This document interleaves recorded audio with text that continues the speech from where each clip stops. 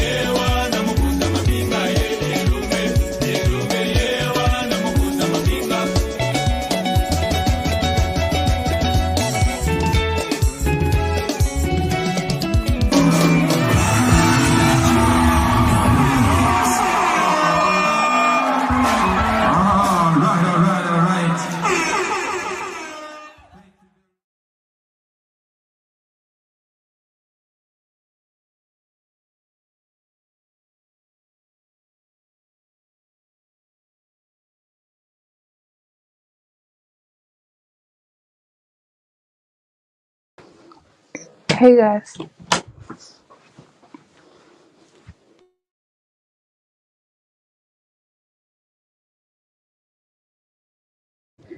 So, good evening, everybody.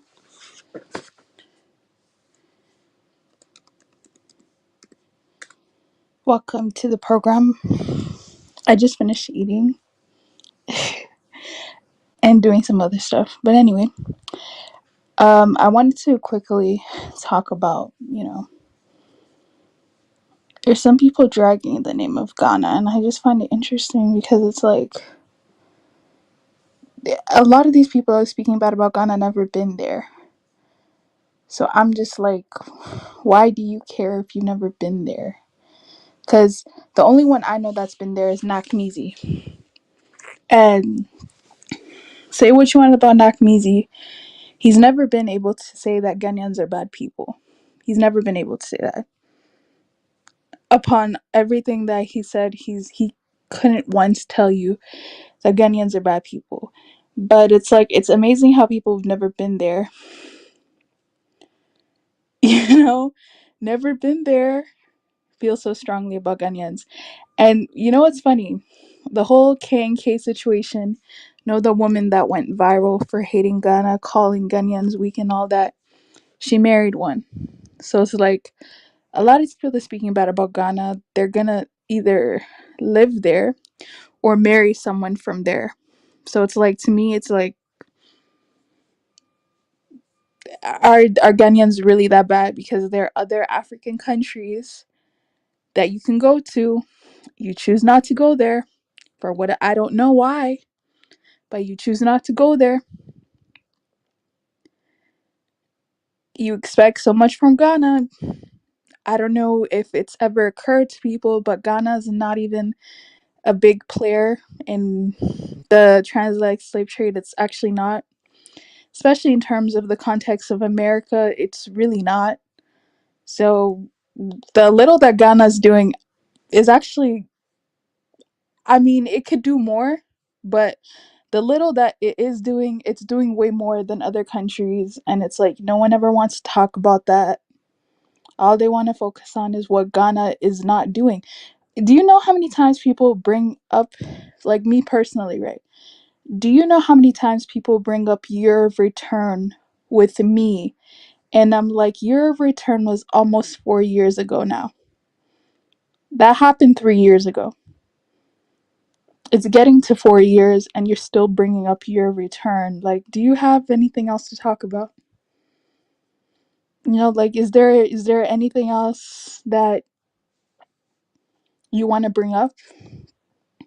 Because at the end of the day, yes, let you tell me or let them tell me that that was so long ago. So what have you been doing since then?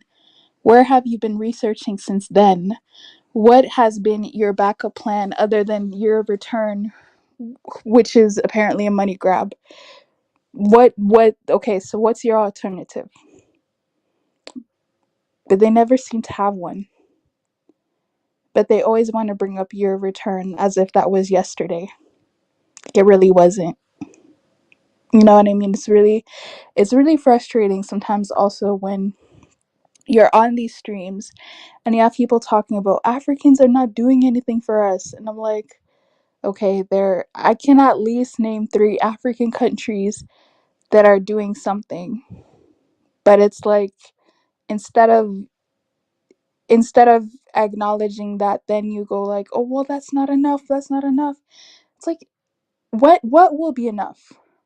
What will I'm really starting to wonder and think what will actually be enough.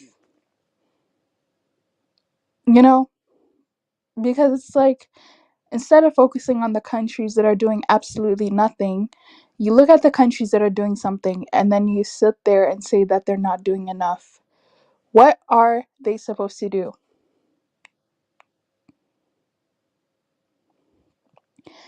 Heard this argument many times. There needs to be financial reparations. That's not happening. So if you're not interested in that, then I don't know what else would these countries be obliged to do?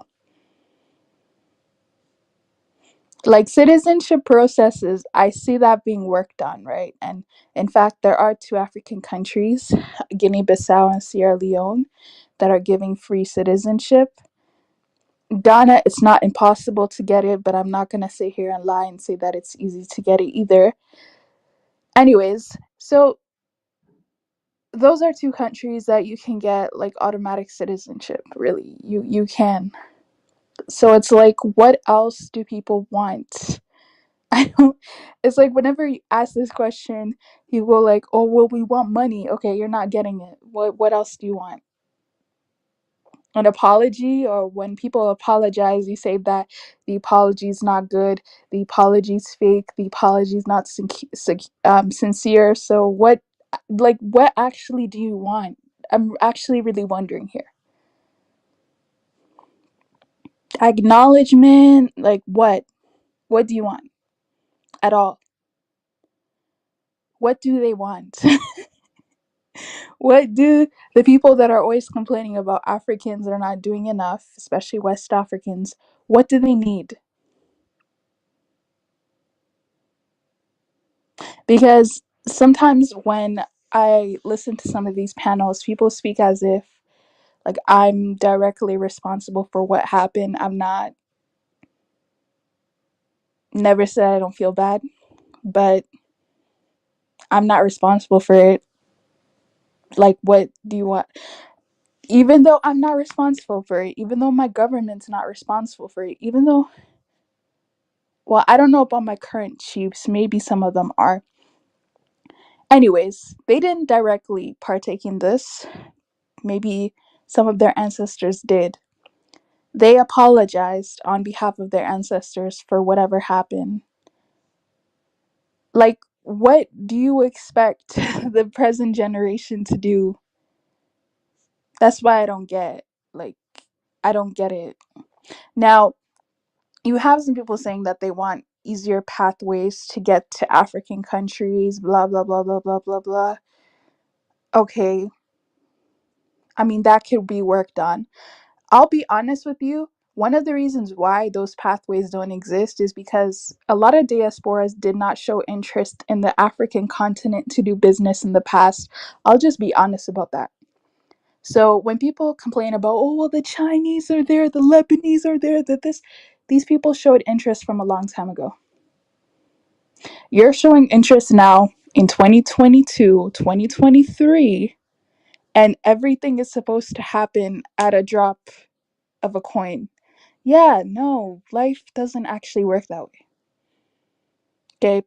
So people are gonna sit here and be like, oh, what I'm everything I'm talking about is an excuse, but it's an actual explanation of why certain things haven't happened. So if you want to take it as an excuse, you can go ahead and do that. But I'm explaining to you why whenever you ask why this hasn't happened, I can tell you why. Name me, except for even Ghana with this year of return and Ghana with the influx of diasporas. Diasporas have been there, but let me tell you what happened. When Dr. Kwame Nkrumah got disposed, these are the same diasporas that left the country. They went back to America. When Ghana was going through its own issues, the same people that said we love Africa left. So, these countries now are experiencing certain levels of stability, certain levels of security, which I'll put in quotes because I don't want to spook anybody. I don't even want to get into that. Mali knows what we're talking about, but I don't even want to get into that right now. These countries are becoming less vulnerable than they were before in the past, right? Now everybody is flocking to there when these people have fought for the right to protect their borders, the right to protect their nations. Like people have gone through dictatorships. People think that, okay, well, independence happened. You guys had so long. Do people not understand dictatorships happen? Do people not understand civil wars happen? Do people not understand that conflicts happen? Especially during, let's say, my parents' era. Like there were things that happened in Ghana that these modern day people will never know about, right? They'll think that, oh, we were just chilling. We were just chill. We were not just chilling. We're still not. We're still not. But don't get me wrong. It's way better than it was before. I can definitely guarantee you that. So it's kind of interesting how when these countries are doing so good, how after Sierra Leone, when the Sierra Leone Civil War was there, I didn't hear anybody from the diaspora talk about how they can help. Now Sierra Leone is relatively safe. I'd say it's relatively stable. Yes, the economic, outlooks in Sierra Leone could be much better, but whenever I talk about that, you have people tell me they went through a civil war, like, be patient. Okay, fine. No problem. But now that the Civil War, now that all of that conflict is over, now people are going there and expecting things to happen like right now, right this instance. That's so selfish. That is so selfish. When was the American Civil War? I literally don't know. Wasn't it in the 1800s? Okay, that was so long ago. America has moved on and past that. Some of these countries had civil wars like literally 30 years ago, 20 years ago, but no one's talking about when those African countries are supposed to move on. Like no one cares about that. Everyone just cares about everything that's happening today. That is the part that makes me so upset. It's like people just want to see their point of view. They never want to talk about the other point of view. They never want to talk about it. And yes, I brought the Dr. Kwame Nkrumah point to basically highlight that I've seen it before that diasporas have flocked to a country, things did not work out, and they left. I've seen that before. I'm just saying I've seen it before. Okay, so some of these diasporas that are going to some of these countries, what makes me think that they're actually gonna stay? When the country is good for them, they'll stay. When there's like instability, when there's economic hardship, when there's political violence, are they still gonna be there? Like, I love this country so much. Half of them are not, and we know this. We know this. So the disingenuous of the Africans never did nothing for us, I want that to be deaded. I want that to be deaded. Seriously. That narrative needs to go away. Talking about Africans never did anything for us. When were Africans able to do things for themselves? Is that a question you've ever pondered about? Just absolutely just it's like entitled. Honestly, Americans in general, right, have this entitlement and they don't understand that. Like, they whenever you talk about it, then they get so offended, like, yeah, no, you're entitled as an American. You're living in a relatively peaceful country. Everything that happened bad in America didn't happen during your time, especially if you're in your 30s or 20s. I know it did not happen during your time. The worst of America, you haven't even seen it, right? But we got people who are literally 20, 30 years old in my part of the continent who've seen the worst. They're still recovering from that. But you always want to equate and say the Africans never did nothing. What are African governments really worried about, to be honest? What are African governments realistically worried about right now? That will probably answer your question as to why the Africans never did nothing for us. Absolutely ridiculous, man. Hi, Bertha. Hi, Mali. Happy New Year. Anti-social socialite podcast. Guys, go ahead and subscribe. Honestly, I think African leaders should focus on citizens, not the diaspora. Um, yeah, I think that as well. Because this is the thing, right? People will get so mad at me for saying it, but for an African government, and this is happening in Ghana, by the way, in case you haven't noticed. Well, some aspects of the Ghanaian government. African government focus on the diasporas, right? They focus on the people who are going to give them money. What ends up happening? Inflation. What ends up happening? People can't afford rent because everyone wants to live like an American in Accra. Things like that happen. It's not like I'm speaking from a perspective of somebody who's not experiencing it, right? But there are Ghanaians in Ghana right now talking about how Accra has become so expensive, how this is happening, how that's happening, how the life is changing because they're trying to cater so much to the diasporas and like other investors. And I'm just they're sitting like, this is your country. Like, you should be better off than anyone else, to be honest. You really should. So if things like these are happening, that's not good. Do you get what I mean? Like, that's not,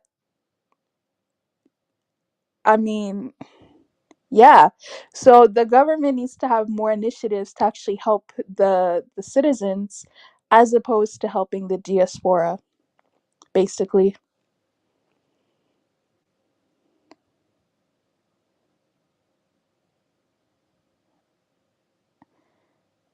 Hi. How are you doing? Hi, Juju.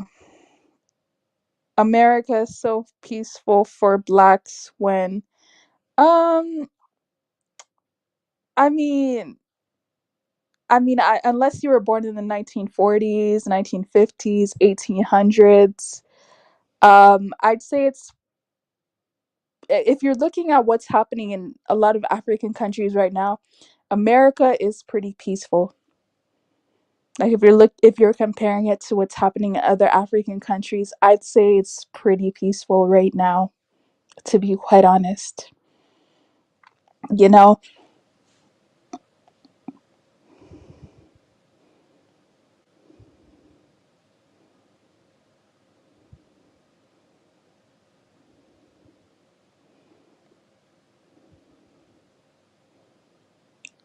Africa is way peaceful more than America. Um, really? Are you sure? Because, okay, this is the thing about America, right? People will look at shootings and be like, that's the worst of it. Imagine a continent where people get killed and guns aren't as accessible. Like, how do you explain that?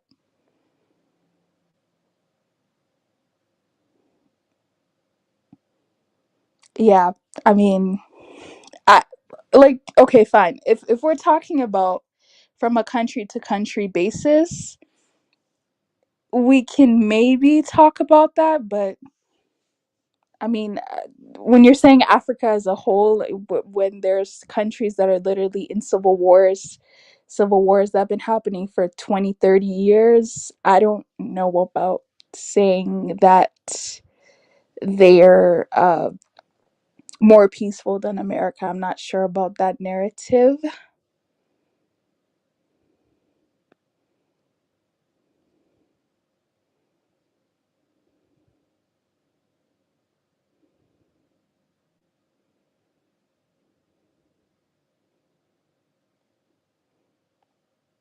Um,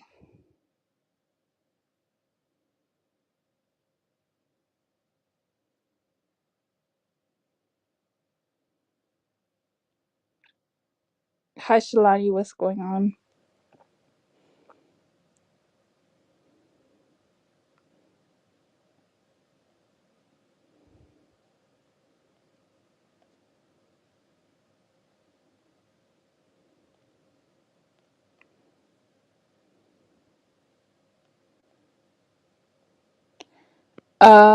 What would be karma for selling people into slavery? What exactly is a karma?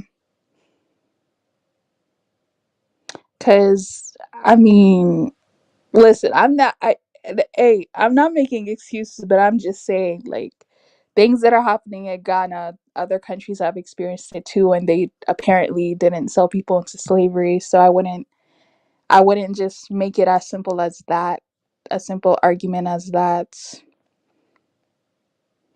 Oh, for year of return?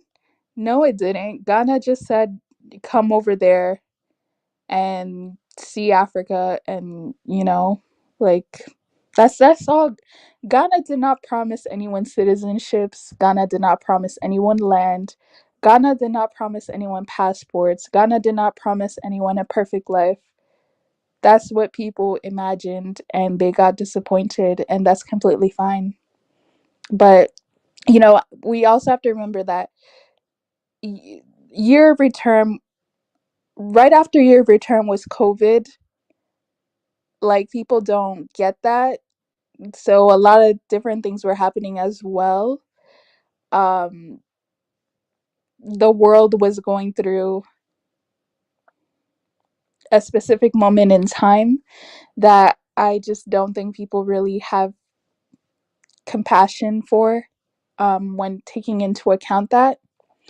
But yeah, like, I mean, Ghana never promised to be like America, so I'm not sure why people were looking for America in Ghana. I'm not sure why they were ever doing that. And then you had some Caribbeans go like, well, why didn't they come to us? We did come to you. You guys did not care. Um, were we as aggressive as coming to you? No. We didn't go to the whole Caribbean, to be fair, but we did come and you guys did not care. So I don't know why you're asking now why Ghana didn't do more initiatives to get the Caribbeans to Africa. I'm not sure why that's a question. I mean, when have Caribbeans, except for maybe Marcus Garvey, but in recent history, when have Caribbeans said that they want to be in Africa like that? Like, they don't talk about it, they just go. So, yeah, like, America got the same issues. They don't know how to worry about their citizens instead of other countries.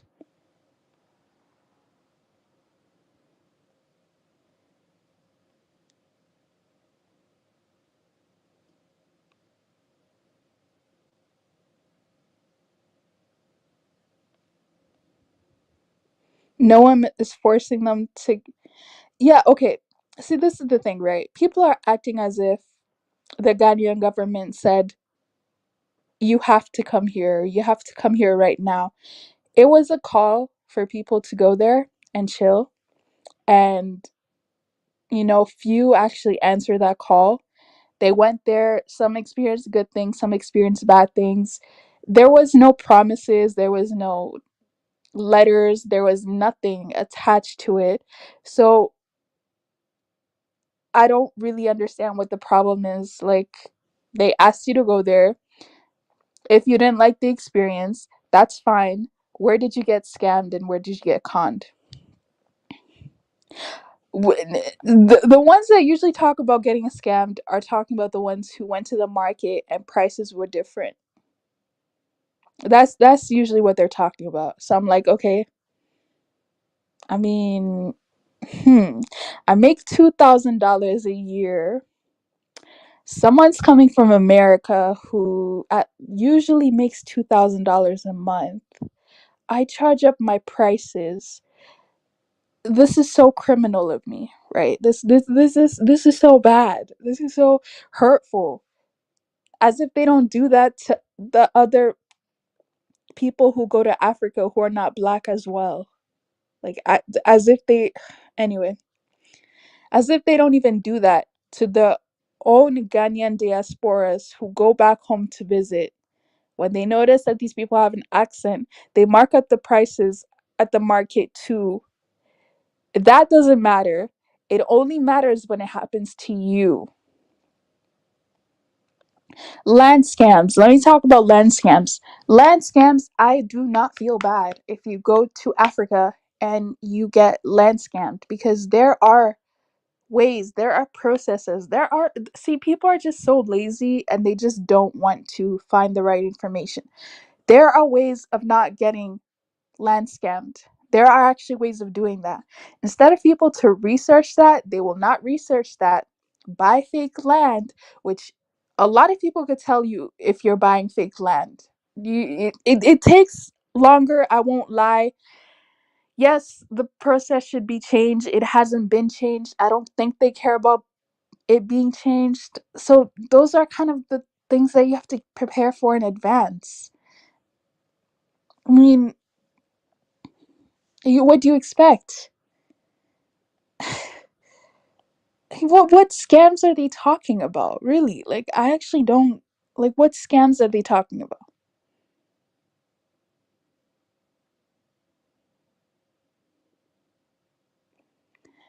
Thank you. That's what I meant.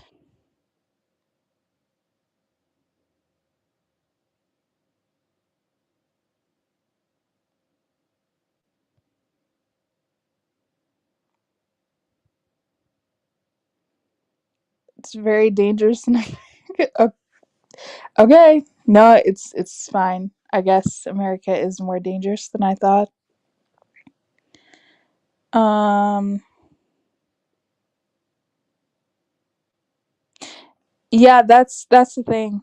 Um yeah, that's the thing. It's like, okay, honestly, to anyone saying that Ghana is such a bad country, it's such a bad place to visit, I'm just wondering when they're going to visit somewhere else. You know, there are other African countries in there. You can go and visit somewhere else. You can go somewhere else. There are so many places that want diaspora as well. East Africa is opening up. Why don't people go there, and find what they're looking for? Because clearly these countries are scamming them, right? Clearly, these countries are horrible, right? So go somewhere else. That's like people are making people so frustrated at this point. It's so funny because when people criticize the year of return itself, I actually agree with them. I think it could have been outlined better. I think it could have been executed better. It wasn't. That was 3 years ago. Like, talk about something else. You know, like I don't get it. Like you had 3 years to think of a different country to go to, and you didn't.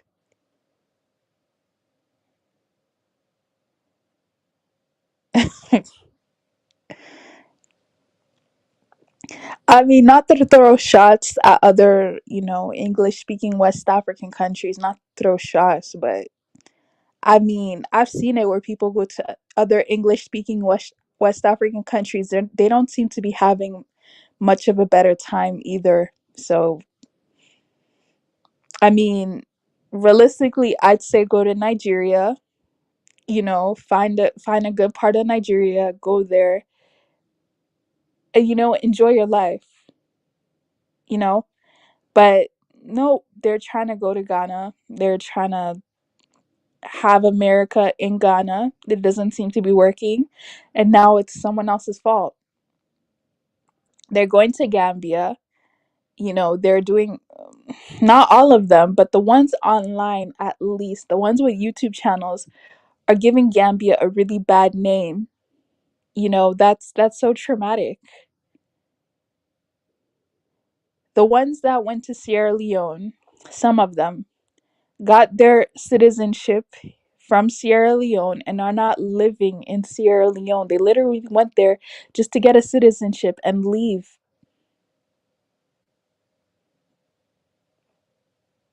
So it's like, okay, like what really do you, like at this point, did you want the citizenship to live there? Did you want the citizenship to invest there? Or did you just want the citizenship to have it? I'm assuming you just wanted the citizenship to have it. So if that's the case, if these African countries just offer citizenship for you to have it, wouldn't that solve the problem? I mean, what else do we need to talk about coming together? What else do we need to talk about? You need to go and live there and know the people. If you're just gonna grab a citizenship and leave. And then when you talk to some of them about it, they'll be like, well, that's my right. That's my ancestral right. Yeah, it's your ancestral right to get a citizenship and disappear and not deal with the country's problems. That's interesting. You know, so much love, so much about black love, so much about anyway. Um who are the people complaining? There's plenty of people plenty. Come on, you've heard the whole Ghanaians are scammers, Ghanaians are scamming black Americans, the year of return was I know you must have heard that online before. That Ghanaian, and I'm saying Ghanaian specifically because I'm honestly just talking about the context of Ghana. But you've heard them say that Ghanaians are scammers, this, that. And it's like what did they do? What did they ever do? Like I don't get it. They're one of the only countries that actually talked to them, welcomed them, offered an apology, did something. But then they're also the worst country out there, you know? So I find it really interesting.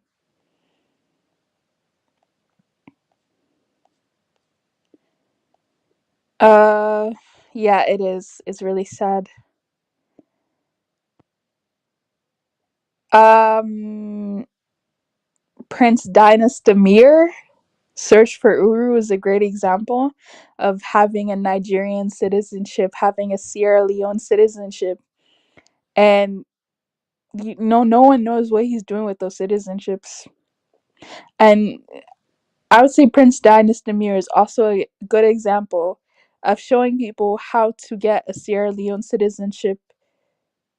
And a lot of people who know him, even on these YouTube spaces, have received those Sierra Leone citizenships, but they don't live in Sierra Leone. You know, the weird part is a lot of them get the citizenship. Um, they get the citizenship and then they move to another African country. So I was like, why didn't you apply for a citizenship of the African country you're living in? But whatever. Like I clearly I don't understand that dynamic, so I'm not gonna probe too much on it because I don't. Yeah, I mean, African citizenships to me, most of them are useless, just from my perspective. But if it makes people feel better for having one, then I guess go ahead and get one. Go ahead and get one.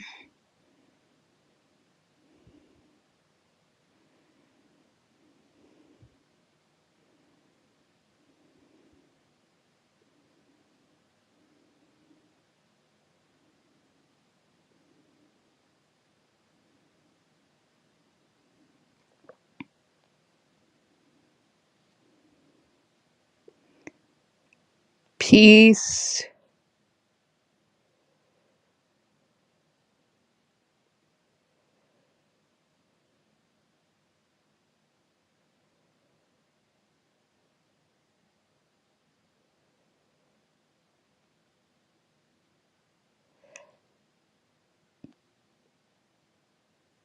How is African citizenship useless? In the context of the global sphere, I'd say they're pretty useless. I mean, maybe South African citizenship is okay, but or Kenyan citizenship, but most of these other citizenships, I don't know. Other than being born there, and I guess being able, you don't even need a citizenship to do business in a lot of African countries. So really, what's the usefulness in African citizenships? Seriously, I don't actually, because some of these African countries, if you're using your African citizenship to travel, you'll be restricted to other countries.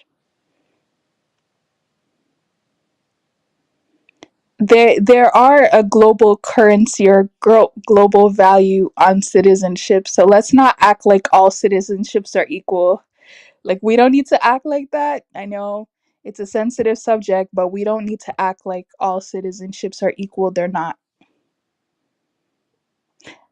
Sentimentally, there may be some that are more important to others, but in the grand scheme of things, there are some citizenships that are way harder to attain than other ones. And that's basically what I mean by that. Um, I think citizenship is just symbolic. 400 years ago, coming back home is deep. Okay.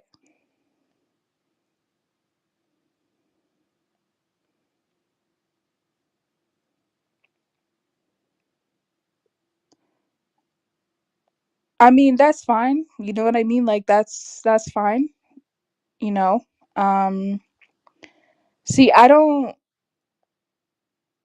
have a problem with that. You know what I mean? It's just you being honest and saying that that country is not for you, that's fine. But it's like, that what I don't like is when people just want to negatively speak on the initiatives of that country when there are so many other countries that, I mean, people act as if Ghana acted alone. Like, people just want to act like it's just Ghana. Like, there are so many other countries that did the exact same thing and they're mute, and they never get any criticism, but it just happens to always be Ghana that gets the most criticism. I find that to be very interesting. Um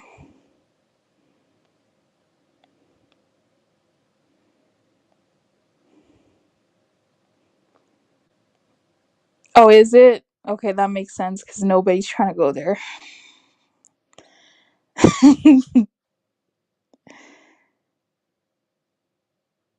Okay, if anyone has anything to say, I'll drop link. I kind of just said what I wanted to say. But yeah, I still didn't get the answer to my question. What are African countries, the ones who participated in the slave, in the slave trade especially, what are those countries supposed to do about the diaspora? Because people always have so much to say, and I'm sitting here asking what these countries are actually supposed to do.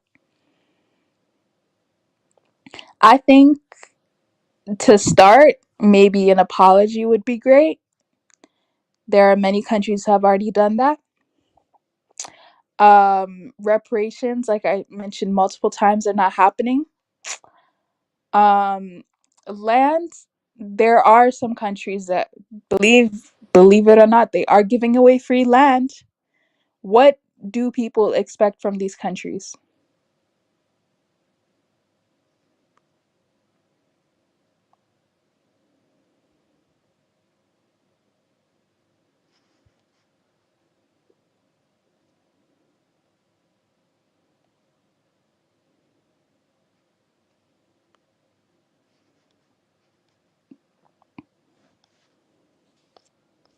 Okay, 1 second, King James, I'm gonna add you to the stream.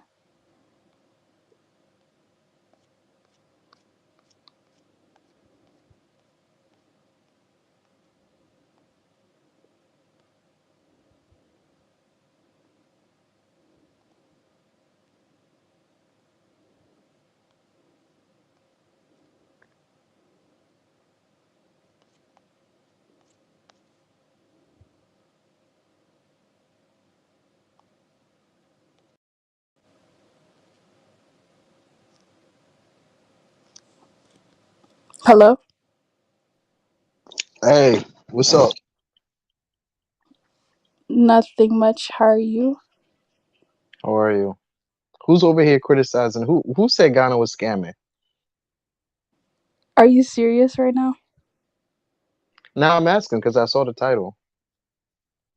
There's a so many there are so many people that are criticizing Ghana. Are you serious? So What many did they people.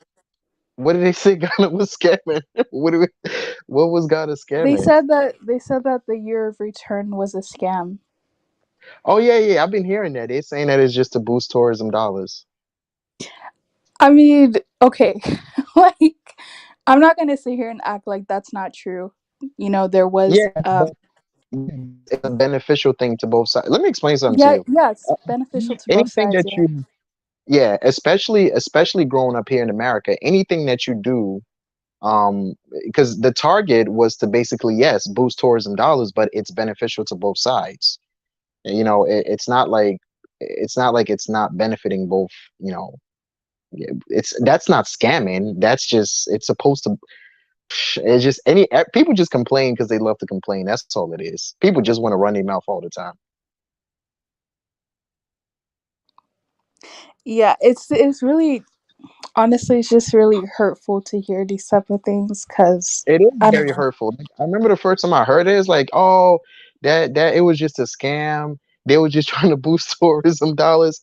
I was like, bro, we really went all out to like, make a home for people to come back to. Like, there was a lot of work that went into it. There was a lot of hard work that went into it. Trust me, I know it. I know firsthand because, one, I'm Ghanaian, and two, I work at the United Nations. I can tell you firsthand that they put in a lot of work. It wasn't some like Monday, Tuesday, and then they just wrapped up things really quickly. And oh, if they get here, we're just gonna play some drums and rap Kente Cloth, and then that's it. No, they put in real work. Yeah, but yeah, I know people run. That's how black folks are. That's how black people are in general. It's just, oh, it was a scam. Oh, all right, bro. Well, you could just go back to where you came from then, since it was a scam. What the hell? No, but okay. So how do you feel about? Because like I have nothing against Caribbeans, right? Like I really, it's not my Jamaicans are not my favorite cup of tea personally, but Caribbeans as a whole, I have nothing against them. But there was some Caribbeans that were like, "Why did you guys only reach out to African Americans? Like you guys did not They've reach been out." saying they've been saying that. It's a what's his name thing because most of the Caribbeans are they've been saying that. I live in New York. They've been saying that for a long time. Even some of my friends from Trinidad and Jamaica was saying that, why did we only give it out to, like, it looks like we were just targeting because technically we've been repeating it for a long time. We said black Brazilians. We said, the president said it. Akufo-Addo been saying it for a long time. He said black Brazilians, African Americans, and anybody from the Caribbean. You understand what I'm saying? But they did. I would say one thing though, they did not do a good job. It's kind of been really targeting a lot of African Americans. They kind of really are really kind of. It looks like we are targeting African Americans, but the funny thing about it is that from an international point of view, they should actually be targeting more Caribbean people. Here's the reason why. Caribbeans don't have a wedge between us and them when it comes to coming on a continent. Even when I was a kid, they used to run up and down into Ghana all the time. It's a bunch of Trinidadians that own businesses in Ghana. Like I grew up across the street from people from Barbados in Ghana. You understand what I'm saying? Yeah. Like if you grew up here in America, convincing American people or Black Americans to come to Ghana or not come to Ghana, come to Africa, boy, it turns into a math problem. It turns into a science problem. They start shaking like a leaf. They start shaking like a leaf. It was a real struggle to kind of put this whole thing together because most African Americans, when you start talking about Africa, they it looked like they having a heart attack. It's like, do you want me to call 911 now or really Africa? Yeah, Africa. Yeah, Africa. But what about all the zebras and lions over? It's like, yo, I mean, some of the biggest ignorance I was hearing when I was like, so, brother, you really from Africa? Yeah, I'm from Africa. So what about all the lions running through the hotel? What about what about the zebras when I get to the airport? Is the zebras gonna attack me? Man, yeah, it's they. Yeah, I'm happy to see that the ignorance is definitely leaving them, and it's a beneficial thing. But they should it's beneficial for people with good mindsets. You understand what I'm saying? Because I know personally some brothers that have went into some of the African American brothers I went to school with. They went into Ghana and they built $1 million businesses in Ghana, like in just less than 2 years. So it's not what do you call it? If you have we just need the we need the right people to come to Ghana. I just don't want anybody rolling in. I don't want them to just bring some of the most lowest of the scummiest of our earths into our country. Because at the end of the day, it's not no secret. Ghana has always been the shining star of Black Africa. You understand what I'm saying? Like we are a model compared to those other nations. I mean, I'd be shitting on other African countries all day just to let them know. No, I agree with you on that. I agree with you on that. That's why Yeah. when some people complain about what Ghana is doing or what Ghana is not doing, like, have you heard of other countries, Ain't especially nobody West doing Africa? it. Have Ain't you heard nobody of them? doing it. Yeah. They know ain't nobody really reaching out. Nobody's really doing some like I'll tell you one thing though. I know Liberia and Sierra Leone, they do have an easier process to get citizenship. But guess what? Ain't nobody trying to go to Liberia nor Sierra Leone. Like I never heard of a person say, you know something? Why don't we go to Sierra Leone for vacation? Ain't nobody doing that. Like nobody does that. Nobody, you know something? I'm bored. Let's go to the airport and jump on a plane, go to Liberia. Do we love our brothers and sisters from the other diaspora? Yeah, without a doubt. I love, everybody in the African continent, but ain't nobody checking for those other nations like that because they don't have a history with African Americans. The reason why people, let me explain something to you. A lot of people don't know, but the reason why people are actually going to Ghana is because of the check-in system. You know what the check-in system is? No, what is that? The check-in system is basically, a lot of people don't know, through the 70s, the 80s, and the 90s, Ghanaians are notoriously known to check in with African Americans when it come into America. You can find anywhere in the tri-state area all the way down to Atlanta or basically Ohio and Texas. There is not one African American person when you question them about Ghanaians, they'd be like, "Oh, you from Ghana?" I have every African American damn near has a Ghanaian friend. So when this thing popped off, it had to be Ghana. It couldn't have been anybody else. It's either Ghana or Nigeria. The reason why the problem in Nigeria is that the safety, the security is bad over there. They would have been a perfect situation for this whole return to Africa thing, but their security system is not. I mean, you could get kidnapped before you even get to the country. Like, it goes down over there in Nigeria. It's a wonderful place.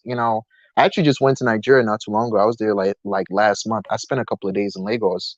I've been going there since I was 15, but the problem with Nigeria is the security. Like security is real, it's backwards over there. It's some they have a great time. You will have a wonderful time when you go to Nigeria, but the problem is that, it's not it's their security is just not up to par. It's really not up to par. Anything can happen when you're over there. Like anything can pop off. I remember I was actually in Nigeria. I think I was in high school or something like that when the captain of the Nigerian soccer team, they kidnapped his dad, and they were asking for $5 million ransom, and everybody was like, "Wait, hold on." The whole captain of the Nigerian national, like, what are you doing? Like, how you gonna kidnap somebody's father? What's what's wrong with you? But yeah, that thing was kind of hurtful though. I was like, damn, they really going in. Like, what do you want Ghana to do? We've already done. Ain't nobody else reaching out. Yeah, we've done. Ghana's done so much. Honestly, Ghana's done so much. Like, Yeah, yes, we haven't given out the citizenships, but I mean, we do give out citizenships. We haven't given out citizenship by DNA. But yeah, if we're talking about policy, we've done that. If we're talking about land, we've done that. Like, what else? yeah. What else are people expecting? I don't Some get it. some here's the problem too. Some people don't know Ghana's history. If you don't study well and you're not born on a continent or raised on both sides, you won't even. Let me tell you something that a lot of people don't know. Ghana's been giving out land since the 80s. A lot of people didn't know that. Back in the day, Minister Farrakhan used to have regular meetings with the Ghanaian chiefs, and this was in the 80s. So he would go around from country to country, and a few responded and some didn't. That's why a lot of people don't know there's a sector of African Americans that live in South Africa. They went over there after Mandela was released out of prison. He invited them, and they became really, really wealthy. Like there's African Americans that live in South Africa. They live in good. They've been living there since like the 1980s or the 1990s and stuff like that. And some of the chiefs in Ghana, they were literally giving out land. They proposed to give out land to African Americans. Some of them came, some of them didn't. I remember as a kid, I used to see HBCU students in Ghana. This is during the 90s. So, we've done enough. I really hope they're not coming down there acting crazy because ain't nobody else doing nothing for nobody. Like they really not reaching out to them. Like I said, is it cool? Um, is it cool to, get citizenship in Liberia and Sierra Leone? Do they make it easy? Yeah, they make it easy, but the truth is they make it easy because they ain't got no choice. People complain that Ghana, our citizenship process is hard. It's supposed to be hard. Ghana's we're a shining star of Africa.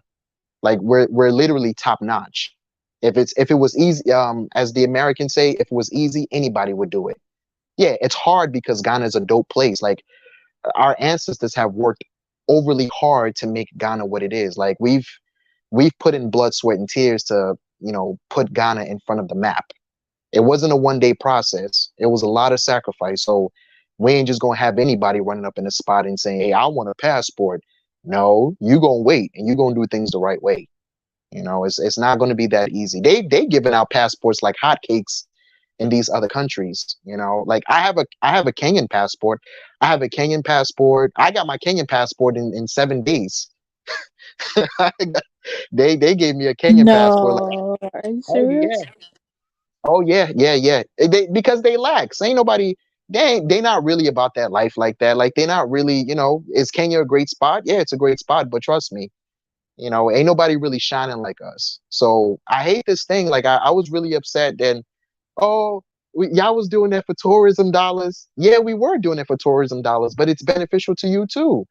Like don't sit around and act a fool, man. Like it was so sad when I was like, bro, we really, really were putting in work to invite people to.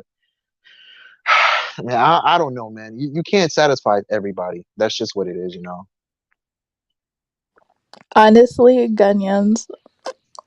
I love how you're Ghanaian because like it's so it feels so great to just say that Ghanaians are great people. You know what I mean? It just feels so Yeah, great to say that because Ghanaians are so humble. Do you know what I mean? Like Ghanaians are so humble. Like I'm not saying that we don't do what other African countries do. Of course we do. Like of course there are bad people in Ghana. There are scams. There are downsides, but when you compare Ghana to other African countries, it's really not that bad. But it's like yeah, every little thing that Ghana does, people always want to like harp on it. Like yeah. other countries do it too, but maybe they don't get as much publicity, so people don't even know. You know. So, but Our during the gift is year of also. return, how did you feel about the vaccination? How do you feel about that? Because I think that was another point that made Are you people sure you really want to talk mad about when. that? Because that gets kind of dicey. Oh, okay, Now I'm okay. saying, do you want to? Say it in Did you want to talk general about it? Because it without. gets kind of dicey. Hmm? Okay, so we'll just say Yeah, the we can jab then. briefly We'll talk just about say it. the Yeah, yeah, the jab. Okay, yeah. yeah. So yeah. So what were you saying about it? People were upset when Nana Akufo-Addo made it mandatory to get the jab before you enter the country. I mean, it's a safety precaution. What did you want? What's the problem? It's a safety precaution. It's not like I think sometimes you know what it is too. People think that they're going into an African country and they see it as it's a respect thing. So it's like, oh man, why I gotta go? Why I gotta get a jab to go to a third world country? Like, bro, it's a respect thing. Like, why are you upset? You got to follow rules of engagement when you go to other people's countries. So follow the rules when you come to Ghana. That's why I said I'm glad that we're doing this thing, this back to return thing. But we have to be very careful with the way we vet people. I don't want everybody coming there. I really don't. Like, I don't want some strange, you know, undisciplined characters walking into our country. We worked really hard to make Ghana what it is. It's a safe haven for a lot of people. Everybody and their mama run to Ghana when something pops off. Like literally, when something pops off in Liberia, they pack up they bags and they come to Ghana. Something crazy happens in Nigeria, they pack their bags up and come to Ghana. When something crazy, look at what happened in Burkina Faso a couple of years ago. They packed up and came to Ghana. Sierra Leone, the same thing. Mozambique, the same thing. Everybody is seeing Ghana as, hey man, those people across the street, they wonderful people. Let's just go and chill with them. So have respect. It took us a long time to get here. Have respect. Yeah, I agree. There are some other African countries, no offense, but I mean, when you look at their history, like half of it is civil wars, and I'm just like, well, you know what? People actually make fun of Africans who never had civil wars and say that, oh, you guys are not strong. No, you Yeah. guys are not strong. You guys are not about Yeah. that life. Did, And did I'm you ever just notice? like, Did you ever notice that? It's like yeah, since we it's never like, had, okay, so we never because I had, decided not no, to we, massacre my brothers and sisters, then I'm not strong. Okay, I'm not I don't know strong. what Yeah, that means. people make fun of Ghanaians for that. Oh man, y'all are so soft. Y'all never had a civil war before. Okay. Are you is that like bragging rights right there? It's like what? Yeah, man. That's the black yeah, that's black folks mindset right there. That's a black mentality mindset right there. Look at you. You've never had a war before. Okay, thank God. Yeah, yeah. Thank you for reminding us that we're peaceful people. Like, what is your problem? You mad that we never chopped off each other's hands and heads before? Like, where they, where, okay, where they do that at? Psycho. And I was like, and I said this before, my views are slowly changing. But initially, I said that if I want to work with some Africans, I'd probably choose to work with the ones that haven't had civil wars because we get each other, like we understand. Know what I mean? That's why I like Kenyan. I like to make fun of Kenyans, but I actually like them because I see Yeah. them as like civilized. You know what I mean? So coup d'etats, They are. military coup d'etats are not the same as civil wars. Yeah, Coup yeah. I d'etats can see a lot of. is political instability. You know, that's what Yeah. it mostly is. It's not like I don't like this other tribe, so we're gonna get rid of them. That's completely different. Yeah. And our coup d'etats was I don't even want to brag about it, but our coup d'etats were a whole lot better than some of these other countries. Over there in Burkina Faso, they got a coup d'etat on every Friday. Sometimes they schedule it. Sometimes they got a coup d'etat like literally every Friday night. Like, who's it gonna be this time? It's like I might be president next week. You never even know. I'm thinking about getting my own coup going.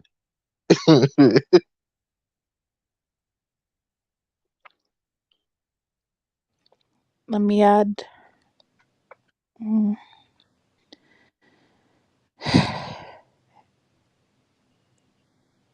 Hey Zulu, FBA Coast. African Americans buy real estate in the Caribbean and Latin America.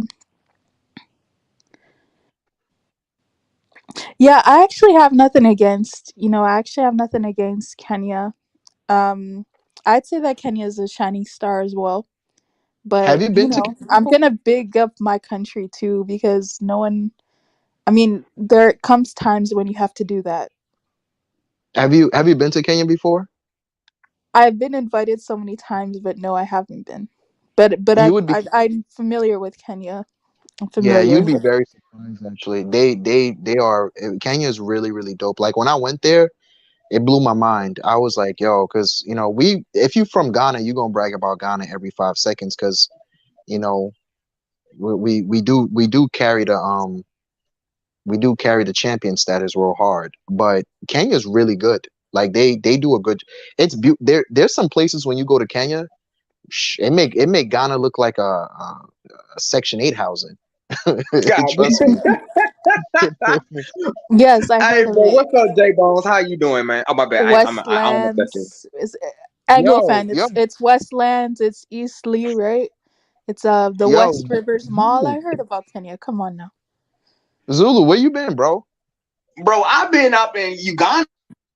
Like that's where I've really been at. Like I've been loving it, dude. Like Oh, Zulu, you went to Africa? Bro, your mic is bad. Oh, my bad. Did you say my mic or Mike? No, Zulu, your mic, it's like cutting in and out. Oh, he's definitely in Uganda because that Wi-Fi. Wi-Fi. President U70, President U70 just pulled Oh, out go the see plug in my the auntie. back. My auntie. Say it again. Now, Zulu, you cutting off, bro. Your Wi-Fi, you cutting off. Your signal's real bad. Okay, I'm gonna have to go get on my computer then. I don't know if I break up again. I'm just going to go to my computer and do that. So, but let me know if it does it again. But Okay. But basically, when I was in the U.S., right, and I met like a local Ghanaian, like literally, the hospitality was so goddamn nice. It was mind boggling. He was like, he even set me up. He was like, hey, come to my sister's house. Come to my house. You can set up there. You don't have to worry about what is it, any budget and stuff like that. He literally made sure I was good. He made sure I was good. So like. Oh, Charlie. Yeah. So Wi-Fi in your cry. And Charlie, And yo, Lazulu, go on your computer. I want to hear what you're saying. When you were talking about Ghana, that really interests me. yeah, that's Because I think what's Lazulu his went name? to Ghana. Lazulu, I think, went to Ivory Coast as well. So that's Okay. interesting. Yeah, Yeah. that's what that's one thing that I'm definitely pushing. Like I've been one thing about it is that I'm off that whole going to Ghana every summer thing or every 5 second thing. Like I've been having so much fun just really rolling around. I tell people all the time, we really have to treat, Africa like white folks treat road trips in America. Like I went to Botswana, I went to Swaziland, which is of course they call it Eswatini, Zimbabwe, Kenya. I was in Liberia. I've been having so much fun to really actually rolling around and going into other different countries, like different African countries. Like even when I was a kid, like back in the 90s, I used to go to Burkina Faso before things, got really bad over there as it is right now. You got to treat we have to start treating, some of the African countries like white folks treat road trips here in America. You really have to go and see what other people are doing. You'll have so much fun when you go to other people's countries too. They got a lot of stuff going on. My bad, man. I had to go to my actual computer because I don't know, these phones out here is acting funny. But yeah, I want to know where did y'all hear me up and where did I kind of drop off at? Because I couldn't tell. Zulu, you was talking about, I think you said you went to Uganda or something like that, right? Yeah. I was in Uganda and I went through Tanzania. Then I went to Mombasa real quick. Then I had to come back because, I couldn't stay over there for too damn long. I stayed there for almost 3.5 months, bro. Almost 3 months. So it was That's a nice good. experience. That's good, And man. how were your experiences? Say it again. How were your experiences? There was okay. My overall experience was it was great. Not gonna say great, but it was okay.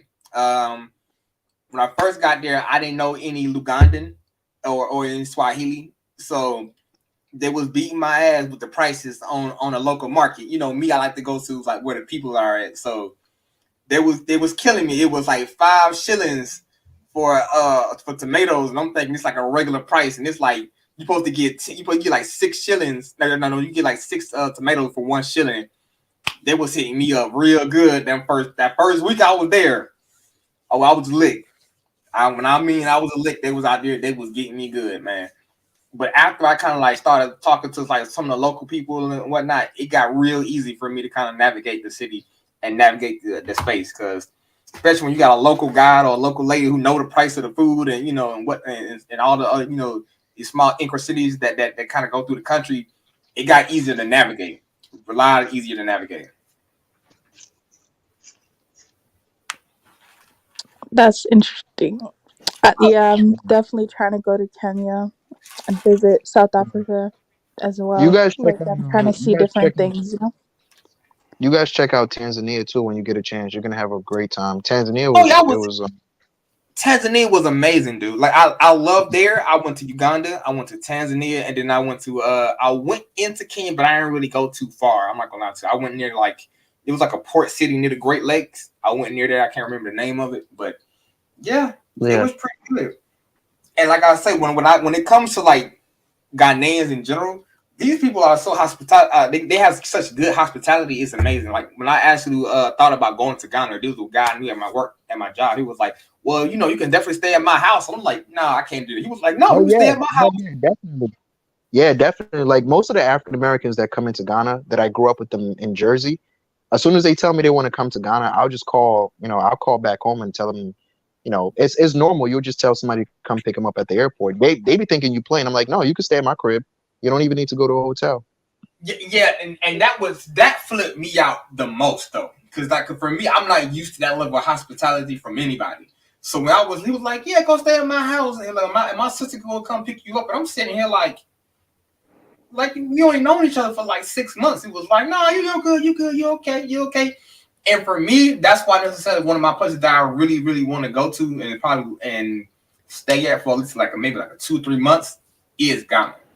I thought about going to Nigeria, but I don't want to get kidnapped, man. I'm not gonna lie to you. I got respect for Nigerians on a personal level, but between me going to one place necessarily and all the things I heard about it, I'm like, I don't know, bro. I'm not trying to get caught up. I'm not trying to bash them, but it's like if you go to a place like Nigeria, you have to have somebody with you that really knows the ground. You understand what I'm saying? It's like when you're a kid, like when I was a kid, we used to go to Brooklyn. My friends would be like, "Yo, don't go into Bed-Stuy by yourself, or don't go into Bushwick by yourself. Like, you got to know somebody that knows." You was deep out there, then, man. Oh yeah. It's you have a lot of fun in Nigeria. It's a lot. I mean, it's a big place. There's a lot of stuff to do there, but the only thing about it is that you have to have genuine people who's going to show you around. I don't know. For me, I'm kind of like this. I'm frisky, so I'm more scared of me going to Nigeria. Somebody ends up saying something, doing something to me, and I understand like an international incident. So I'll be like, for me, that's why I just went to Uganda anyway. Like I'm not gonna lie to you, Uganda was perfect for me. I walked around, I saw the place.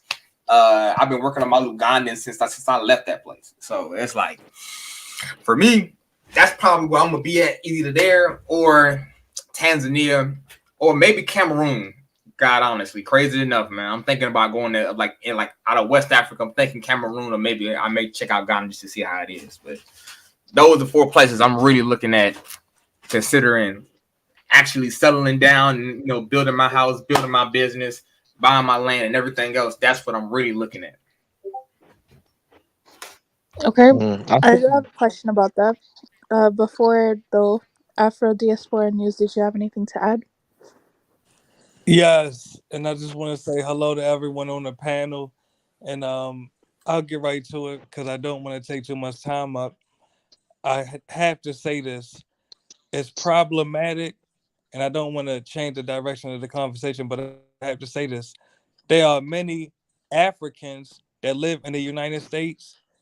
They are against African Americans not only traveling to Africa, but also African Americans traveling to Africa and obtaining citizenship in the African nations that we reside in and descend from. The reason I bring this up is because this is imperative, and this is the last thing I'm going to say in conclusion. It is imperative that not just African Americans, Afro-diasporans obtain citizenship by descent in the countries in Africa that we descend from, because if we don't, then we are complicit in relinquishing our ancestral land rights to the Asians that are in Africa right now, the Chinese, the Pakistanis, the Indians, etc. So really, my advice, respectfully and humbly, African Americans and Afro diasporans, if you took your DNA test and you know which particular African nations in Africa that you descend from, call the embassies and put pressure on them to grant Afro diasporan citizenship by descent. But literally, that's all I really wanted to say, and I appreciate you allowing me up. Okay, I Appreciate got a few things I'm gonna say. I'm gonna go. Then I'm gonna let King James go, aka I know the other name, but you know, basically I'm gonna tell you two things. Well, the first thing, right? The first thing is you can't just come up to nobody's country and say I just want to get in. And I understand. Brother, it's hold on, let me finish. Hey, bro, bro. hold on. You talked and then nobody interrupts you. You're right, but it's our country. And no. Hey, bro, be a grown up. But brother, let's being a grown up is being dude, honest. Be a grown up. Let you so talk. Being a grown up is being you honest, talk brother. and no one interrupted you. I know, but I didn't lie. Do you not know respect? You are not the same. I didn't lie. You're lying. Do you not understand respect, dude? No, brother. I'm gonna allow you not to understand speak, respect, bro? But don't lie. Do you not understand? Do you not understand now. respect, bro? Thank you. It's simple as this, man. You cannot come to anybody's country and say I want to get what is the citizenship just because I have DNA there. I understand, but your feelings towards it. But like any place, you don't know. It could be anybody who can come back and say, "Oh yeah, since I got DNA here, I should get here." For all you know, they could be moving guns. Do you know what ancestral land rights are? Why do you not understand the just answer that respect, question, bro? brother, because time is valuable. Do you know what ancestral land rights are? Okay. Why? Respectfully, let's not argue, brother. We're family. Respectfully, you already lost respect because you're not letting me talk. You're not letting me talk. You're not letting me talk. Respectfully, brother, and I got love for you. All right, I'm gonna mute up again, but I'm asking. Do you know what bro, I don't give a fuck no more. Because now because you don't want to be respectful. I ain't gotta be respectful to you, bro. It's simple. Just because you have DNA doesn't necessarily guarantee that you should have the right to come back there. But if you necessarily, but address the ancestral land rights part too, bro. Don't nobody give a fuck about your ancestral land. No, you don't, bro. Don't nobody give a fuck about that. And that's your problem. Brother, that's a you problem. That's not a me problem. That's a you problem, brother. And that's not a me problem. Bro. Just because you're too cowardly to fight for your ancestral land rights, that's not me, brother. Brother, that's you, brother. I got love for you, but that's you, brother. That's a you problem. You don't nobody. The people that's over there don't give a fuck about your ancestral land. No, you don't care, and that's that. The people over there don't give a fuck. So if they don't care, that means you can't make them give you no land. Can you make them give you some land, bro? Can you make them give you some land? They don't care. That means you shouldn't care. Can you make them give you some land? Land rights, brother. Slow down. I'm asking. Can you make them give you some land, bro? For your ancestral land rights. I'm asking. Can you make them give you some land? Brother, I'm asking. Now, I'm asking you a simple question. question. Does that mean that you should not fight for your ancestral land rights? Can you make them give you some land? Okay, wait. Okay, so let's go ahead. All right, like I said, I appreciate what you want to do, but if you going back to necessarily to the continent, you should look at what's necessarily continent is going to give you the what country is going to give you the best economical return on your investment, right? Unless you just want to go there and just live, live and die, that's fine. But if you really should go going over there, you should necessarily save some money, get some skills, or bring whatever necessarily specific skill that you go. Well, I'll say first go to the country and visit. Find a country that you want to visit, and then find a country that is going to give you the best economical return on your investments. And that's how you should necessarily make your decision for coming back to the continent, not just on some DNA, because you may go, you may have a yes, sir. Dude, like, but brother, damn, do you understand patience, bro? What about your ancestral land rights, brother? Are you not? Bro, don't nobody give a fuck, bro. Nobody over that continent gives a fuck about your ancestral land rights. They're not going to fight for your ancestral land rights. Don't nobody care, bro. I guess you have no testosterone. That's that, brother. The white man beat it out you. The white man whipped it out you. You have the post-traumatic slave syndrome disorder. You chose night. Bro, do you know how big I am, bro? If you would say this to my face, I would rip your throat out. Like why? But why won't you rip the white man throat out? But brother, why won't you rip the white man throat out? Are the greatest thing. I swear to God, bro. Like I said, last question. Why won't you rip the white man throat out? Brother, respectfully, I got love for you. Why won't you rip the we ain't gotta do that no more, bro. We ain't gotta do that no more. The Chinese man throat out. Nah, we good on that, bro. The Arabian man throat out. You really that much of a coward? You rather fight your own family, huh? That's why Africa's colonized today. You would rather fight your own family. You're a coward, bro. I got love for you. Respect. I ain't got love for you, though, bro. I ain't got love for you, bro. It's all good. Okay. I damn sure ain't got love for you, bro. So, like I said, those should be the things that you should necessarily do if you're going to go back to these countries, right? You should look at them. So, where you gonna get your best economical return on investment? What country best suits your personal lifestyle? If you're going over there just to live and die, that's fine. I mean, ain't nobody going, it is what it is. But if you're going down there naturally to better yourself, better your condition for yourself and your family, that's what you should probably do. If they actually do give you some DNA rights or whatever, that's cool. Take those opportunities. I mean, like, and then what I think was it Libya? No, it was not Libya. What is it? Liberia? I think it's Liberia. I think they're doing that if you want to go for it. But just make that decision wisely and actually make the best decision that's going to be for you and for your children and descendants.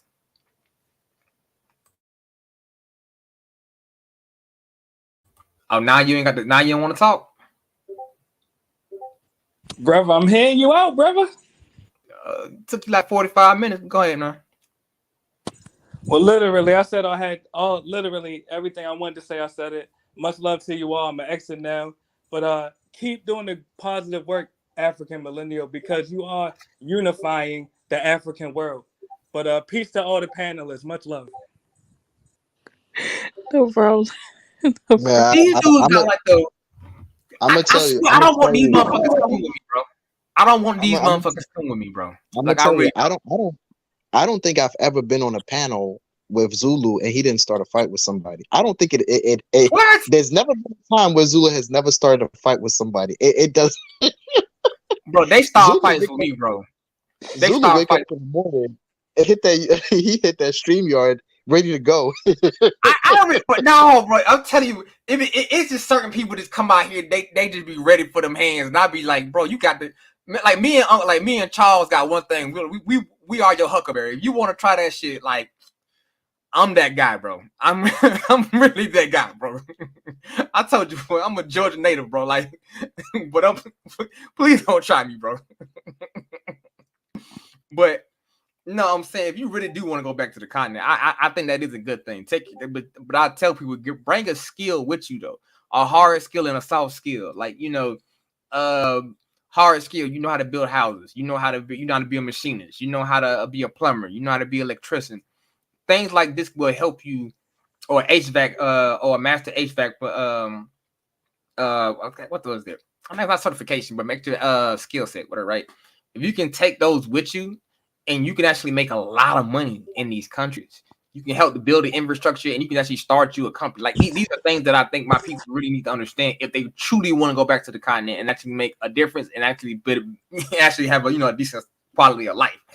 Not just I'm just gonna come back there and just I got blood rights. Okay, cool, but now you still broke and you still in a new land, but you broke. So. Well, thanks to JB Jones is saying Ghana forever, Ghana forever. Yeah. Know what I mean? I mean, see, La Zulu came in here saying that he never had a bad experience with Ghanaians, so a lot of these things I noticed a lot of these things people are talking about, they never been there before.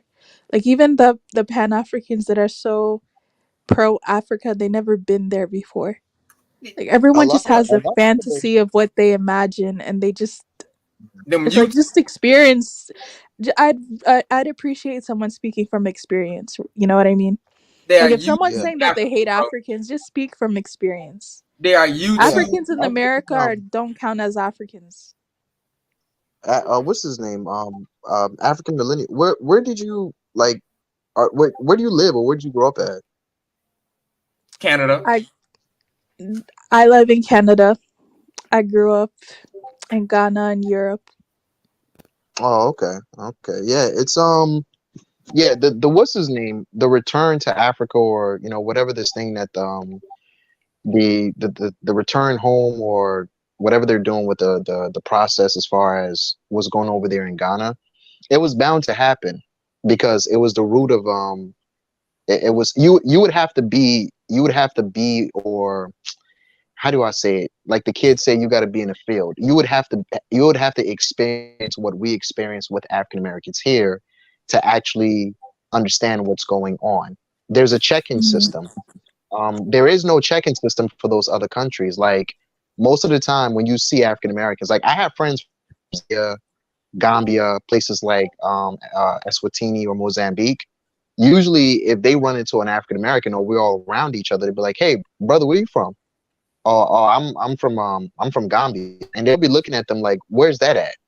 because and the reason for it, yeah, yeah, the reason for it is that it's not an insult. The reason for it is that those other countries, they have like a real shy nature about them. Because if you ever been around other Africans, if they really ain't really part of the West African squad like that, they don't really like to mingle with anybody else other than their own.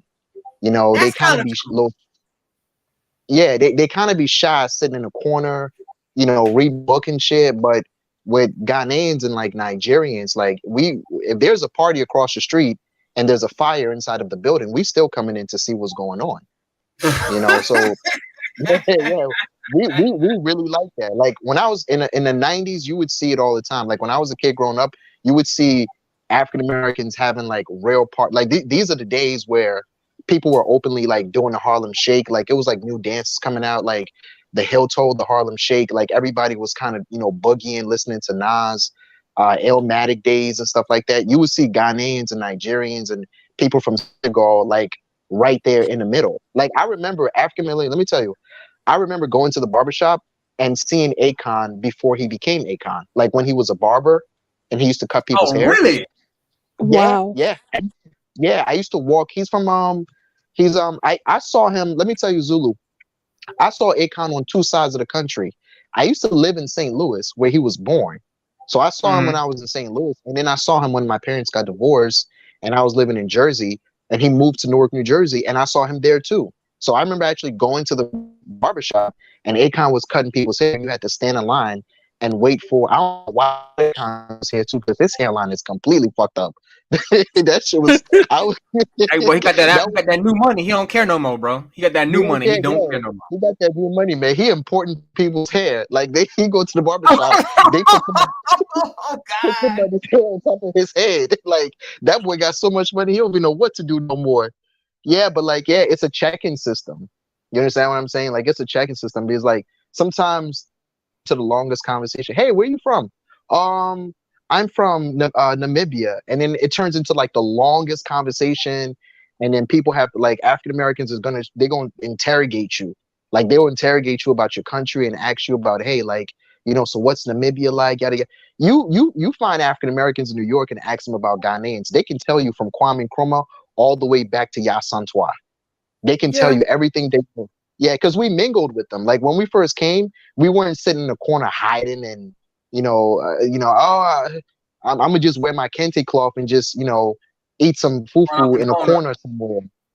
You understand what I'm saying? Yeah, we were actually checking in with them. So a lot of us know them on a personal basis. Like I was actually raised by an African American woman. I lived in North Carolina for a bit, so they adopted me and brought me into. You got here in the South, boy. Yeah. I used to live in Greensboro, Zulu. I used to live over there in Greensboro. I got family down there, man.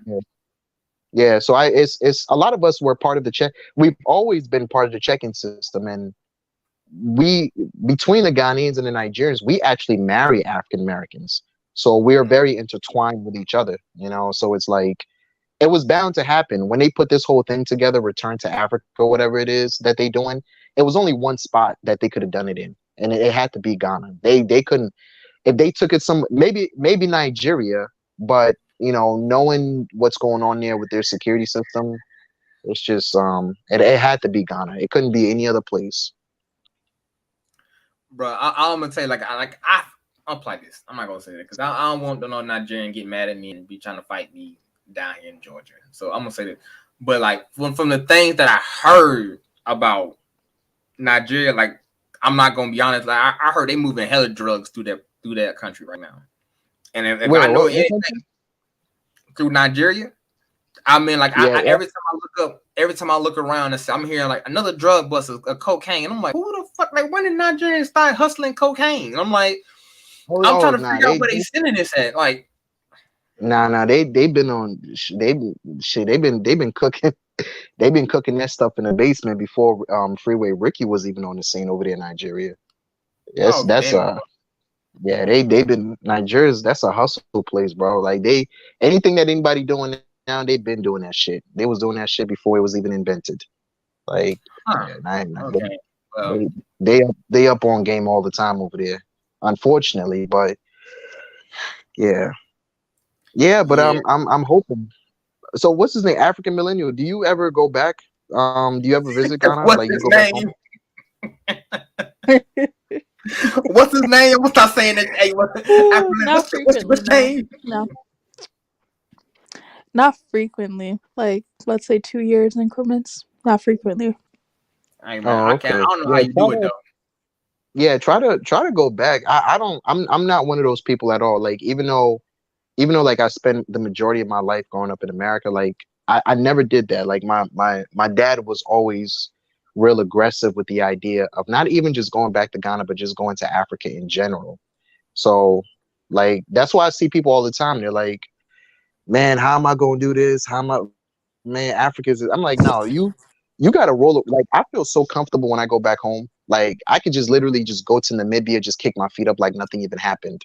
You know, Man, I know people everywhere from Botswana all the way down to Zimbabwe. Like you got to feel real comfortable. Like that's what I'm saying. Like you have to feel comfortable in Africa because it is our ancestral land. Like it is our home for real. Like you know, Is it cool walking around in New York or Jersey? Yeah, it's cool, but you know, it's a different vibe when you really get to where you're really from.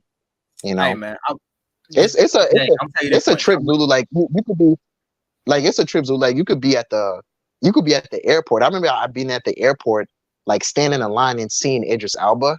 I was like, oh shit, like it's really Idris Elba. Like I Oh was like, really? this yeah, yeah. You know, his mom and my mom is actually from the same tribe. Like he's Oh like really? really yeah. His I think his dad is like I think his dad is Sierra Leonean. Yeah, his dad is Sierra Leonean, but his mom's from Ghana. Like he be in Ghana like all the time. He be blending in with people too. Like when he's Thanks, dude. there, everybody's like, oh, that's just the African dude. No, I'm telling you, that's the thing I kind of like when I was in Uganda. Like, the only thing that kind of gave me what they didn't know exactly when I was over there, right?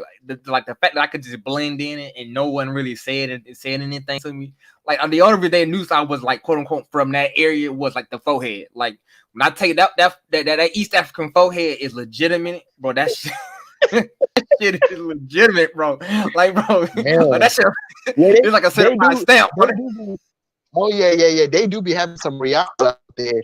They be some Rihanna foreheads out there, boy.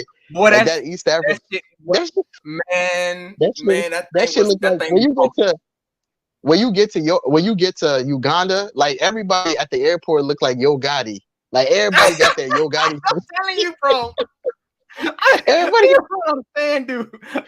When I got out, got that Yo Gotti head, boy. They crack coconuts with them heads, boy. Let me tell you something, Zulu. Bro, I'm telling you, that was the one thing I was worried about. I was like, bro, if I don't want to piss off none of these chicks over here, because I get a nice little head, but I'm gonna be out here on the side of the road, knocked out in Africa, bro, and nobody gonna know what to do. Yo, my boy had this like when we was in college, right?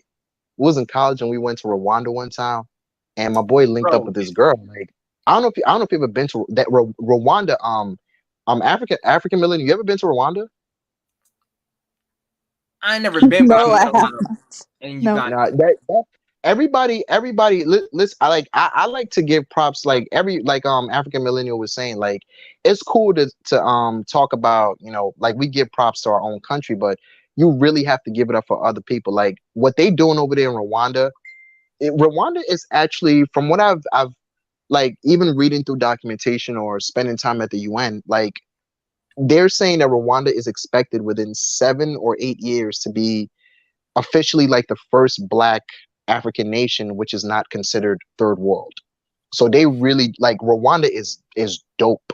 Like some places in Rwanda, there was a tunnel. We were driving through a tunnel in Rwanda.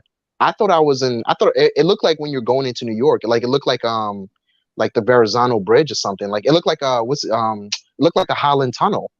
I was like, Oh, yo, this really? is like yeah, like Rwanda they on a different vibe over there. I mean, yeah, And but we it's was a there smaller country though. Like, I mean, I can see why they should be able to like monopolize to all get their things resources. It's a smaller country yeah, than like a bigger to get things country. done a lot. Yeah, to get things done a lot faster. Because if you're a small country, you have to be. It's better to get things done faster. Like you should be able to get everything put together. Like you ain't really got a lot of people to feed or Yeah, exactly. put some. Yeah, but my boy, we went to a party one time and my boy met this girl. So we was all chilling. And Rwanda women are beautiful. Unfortunately, they really tall. but they're really, really beautiful over there. So my boy met this girl, and we was all vibing. It was a long time ago. It was like we was in college, and my boy was like, yo, I'm about to yo, Jay, I catch you later, man. I'm about to, we about to go to the hotel. I'm like, oh, okay, all right, well, go do your thing. I'm not gonna, stand in front of you. I'm about to get out of here, go to the hotel with mine too. So the funny thing is, the next morning we met, and he made a joke about the girl's head, and I was like, I was looking at him. I'm like, yo, Kwame, what's wrong? He's like, yo, he was like, yo, Zula. He was like, yo, Shorty, Shorty was giving me head. I could barely wrap my hand around her head, like that. Oh God, no. What are you talking about women, man? Are you from the manosphere or are you this man on this thing? Are you from I don't think manosphere? you know who you're talking to. Who came in here ruining our party? Who's this? You don't need to know me. Sorry, What are you bro. talking about women? Talk about men, how we can make money and make ourselves masculine. What I'm you not worry about saying what women? What are you talking about women? You need to I don't stop think that you know. shit. Hey, Kafaru, I don't think you know who you talking to on this one, bro. That man make more money than me and probably 4, 5 other people out here, bro. And I'm telling you, I make Well, good money. do you know how much money I make? I'm gonna tell you this much, bro. He make really good money, bro. Yeah, Really people who good. make that much money don't have time talking about women. Women talk about them. What are you talking about? I mean, I'm gonna tell you this much, bro. I know King James is Ghanaian. This Bro, man, people who he make make more great money money. don't talk about women. Women talk about them. That's how it Oh my. works. Okay. That's Oh just the wow. fact. You don't make much money and talk about women. Women talk about people who make money. That's just the fact. I've been Okay. in this game for so much long time. All right. Looks like somebody Well, I came to just heard teach. you talking about this. I don't know. Maybe you both African Americans, but this is the thing. No, he's from Ghana, Africa. bro. He is Ghanaian. Well, Ghanaian, you live in Ghana. Were you born and raised in Ghana? Is your business and establishment in Ghana or in America? You I talking? don't know. You talking You don't about know who you talking to. That's the funniest part, though. No, I'm talking about. Sorry, I can't see your name. I have very bad eyesight, It's bro. called King James. Let's go with King James. Ah, it's King.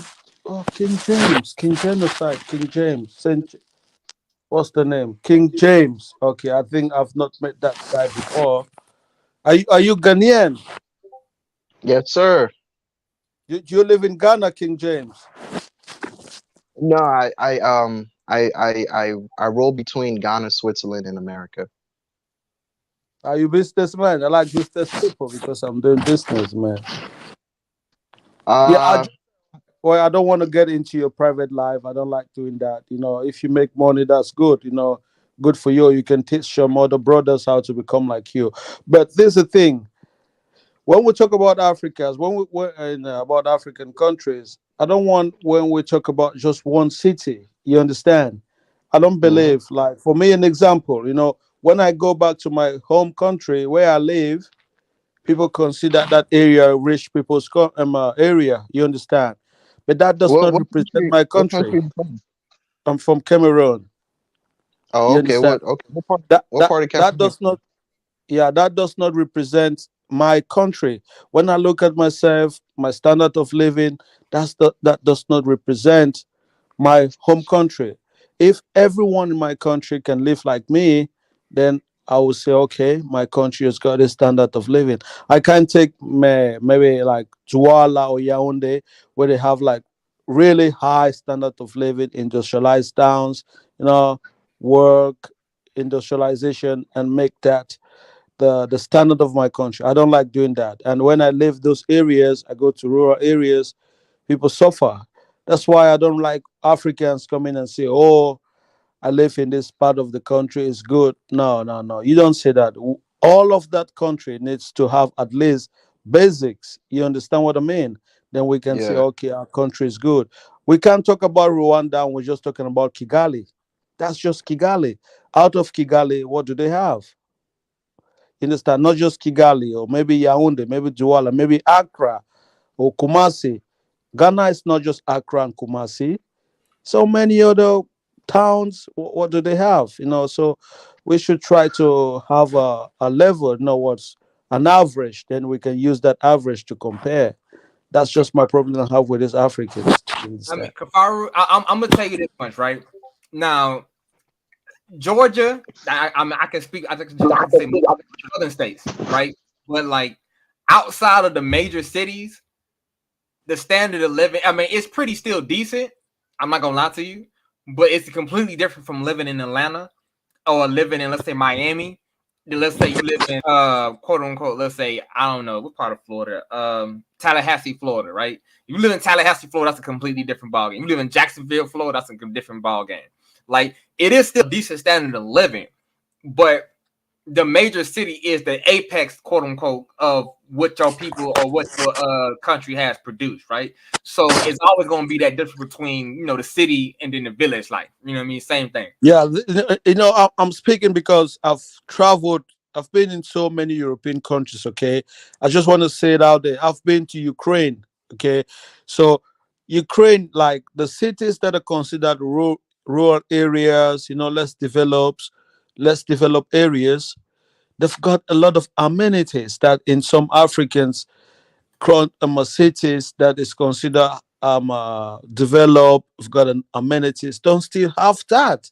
That's my problem. You understand? We should have now that there's some basics that everyone should have. So if we're talking about our capital cities, our most industrialized cities, you can have an industrialized cities, and inside the cities there's 6 slums of people who can even feed. Don't live on $1 a day in the capital city. You understand? I don't really like that. No, we should be able to make all those people have their basics before we can even boast about all these cities and things like that.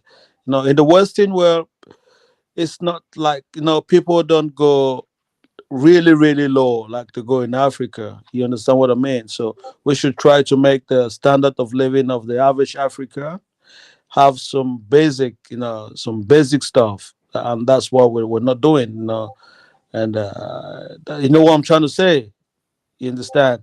We can just take one city and make that city represent the whole country. Then that is just been we're not giving the right information out there. Oh, James, you want to hit that one first, or you want me to go first? No, no, no. He's absolutely right. Because it's what he's saying is 100% right. I'm not gonna argue with him about that because it's yeah, he's 100% right. It's he's saying everything. He's on point with that. Yeah, like for me, I understand what you're definitely saying because, like, trust me, like I done been in Tanzania and like it rained hard and then the power go out. Like that's one thing. That power going out in Africa is a legit thing, man. I was not Exactly. my little American ass was not used to that, but I think that comes with time. Like, I mean, eventually it is going to quote unquote get better. Now, I don't know how fast it's going to. It depends on how fast your countries want to industrialize and how much resources they want to sell off or what they want to do to kind of, get that money. But I do see it's definitely making this. Most of these countries are making it some better stuff. Like I can't say for Kenya fully though, because I didn't go into like Mombasa, which was like the city capital. But when I was in the Great Lake region, it was okay for the most part. It was okay. I mean, I'm not gonna say it was legit an American match for match, but it was good enough that you can live comfortably enough. I can say that much. Yeah, I think though, Les, I think African Americans going to Africa, don't lie, you're not impressed about Africa. I know most of you African Americans, you just see these things just to make Africans be happy about themselves. But an African American cannot be impressed in Africa. I don't see that's not possible. It actually. What's gonna impress you in Africa as someone that lives in America? What? Give me an example. What? Okay, I'm gonna be honest with you, man. Like, okay, when I went to Uganda, right? First off, the overall physique of the people was completely different. Like, you gotta understand, I come from America. America, they had to we have 300 people, 300 people walking around like that's normal. That's not normal. You know what I mean? Like, so no, I'm talking about infrastructure wise. Okay, I'm not talking about the culture of the people. If you're talking about infrastructure wise, no. But like, that's it. But what I did enjoy about the country was when I was there, I was like the abundance of food, the abundance of necessarily the culture, and the Okay. abundance of necessarily the willingness to have people that are actually willing to work though. Like I think you like for me, I don't really need that much. All I need necessarily is the basics like water and water and electricity. I'm good. I don't really need internet, God honest. But when you come from this kind of environment where you have all these things necessarily, but there's so many obstacles that you have to hop over, and then when you get to a country where it's vastly different, you can see it's better. I'm gonna say it's an overall better quality of living. Like I'm using America. If you can't afford, if you lose your job in America, you're going to die. You're going to die. There's no food that you can get. No nothing. In Africa, Yeah. if you lose your job, you just go to the tree. You go to your local village or go to the tree and pick out some food and survive. To me, that's baffling. Okay. Yeah, That's of course, baffling. the culture, how people interact with one another, of course, that's a huge difference. You can see that clear. It's true. In Africa, you might be hungry. You can pop into a neighbor's house. They're gonna give you food without expect you to give them something. That's just the culture. That cultural part is okay. You understand? I know that. I think that's what kind of baffles most African American when it comes to Africa. This communal environment, communal culture, how people live in sync in the environment, things like that. Yeah, but for us, Africa, we have that. You understand? But we need something bigger. We need development, the good roads, the good drainage system, the good urban planning, the good hospitals. You understand? So we have our own needs, and that's why sometimes people get conflict. African and African Americans.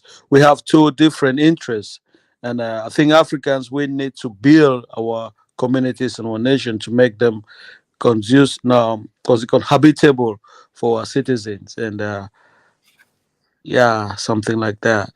I mean for me personally, that comes with time. Like for me, like I said, I can only do the three places that I've been to fully. Like Kenya was doing pretty good for the most part. Tanzania was behind. Not gonna lie to you, Tanzania was behind. Uganda was on its way. It's not running right now, but it's got like a nice little jog on. Like so, he got a nice little jog of progression. So with these countries, like for me, that's all I really need for me to necessarily go to one of these countries and actually do anything or be able to like necessarily or amplify the what's already there. Right? If you have something that's already like the ball is already moving, you come in and keep pushing it and pushing it. And me, for my mindset, how I look at whenever there's a problem, that's the opportunity to make money. Right? That's how I look at it. So for me, this is like me going to Africa for me is like the greatest thing ever. Like because it's so many issues that need to be fixed. That's an ability to be that's a job that can be filled or resources gained from that. For me, I think it's just abundance of opportunity that you just don't have in America, right? So that's the thing Yeah. that I don't like about it, but that's just my personal opinion. I like that output. And I think one of the strengths that African Americans, not so much Caribbeans, but African Americans specifically, and even just the Africans in America have an advantage is they have that leverage over regular Africans who never left. They can see things in different points of view. They're more emotionally aware. They have other skills. Because I'll say, speaking to some of my cousins, what they think is work is just going to school and applying for a job by the government. But it's like someone over here knows that there are different things that you could do, like the skills that some other people don't value. Like you can literally become famous on social Exactly. media just by working, I guess, just a different level that I think that a lot of diasporas have, and they can see things that the Africans on ground can't see. 100%, 100%. Just to They cut can. you short, like I don't know for how long. How old were you when you came to the West? AM. I was young. I was like 8. Okay, okay. Maybe you were quite young. But if you are in the West and you view Africa from a different perspective. You can't like say, "Oh God, this is what is going on." This is you look at Africa from a bird eyes view, and that's the main reason that why people think Pan-Africanism is more serious in the West, because they look at Africa in the bird's eyes view. But if you're in Africa, you can't see Africa from that perspective. And that is the problem. And people don't even understand. Like when Africans leave Africa, they see Africa from a different perspective, like the reality that's going on in Africa. But if you're in Africa, you just want to have a job, want to struggle to live. You don't see the bigger Africa. But when you leave Africa, you can provide these basic things that most Africans in the continent can have: job, house, They don't see the I don't know. possibility. No, I mean, But when you come out of that need, you start looking at Africa from a wider perspective. And that's the same reason why Pan-Africanism in the West, they look on Africa from a wider perspective. And that's why people say, "Oh, Pan-Africanism is something from the West." No, it's just because they see Africa from a bird's eyes view, from the wider range. And that's how we need to watch to look at Africa. That's where you see many things, how the continent is actually operating. Africans in the continent just want to survive. They don't want to live. You know what I'm talking about. yeah, I know what you mean. Like it's first off, it's the two things. Like when I look at Africa like the opportunity. Like I can see the opportunity that it can be because I come from the West, right? When I look at these coltan necessarily that's being taken out, or the lithium, I think it's the lithium for the batteries. I can't remember the specific name of the material. I think it's coltan. I'm not sure on that. Like for me personally, right, like my degree is in mechanical engineering, right? So when I look at stuff like that, I'm like, you have that? How much? You can do what with that? Like if I go talk to like my master teacher, like he does like chemistry, so I go talk to him, go speak to him, and learn some stuff about chemistry, and I can use these skills to do. Wow, sorry, great. cutting you. Did you say you're a mechanical engineer? Yes, graduated from Kennesaw State University at Georgia. Can you send me your email? Yeah, no problem, man. On No the problem. back chat, because I don't want to say things online because some people always think people copying when they say what they do or who they are. So just send me your email. Yeah, man, I got no problem doing that.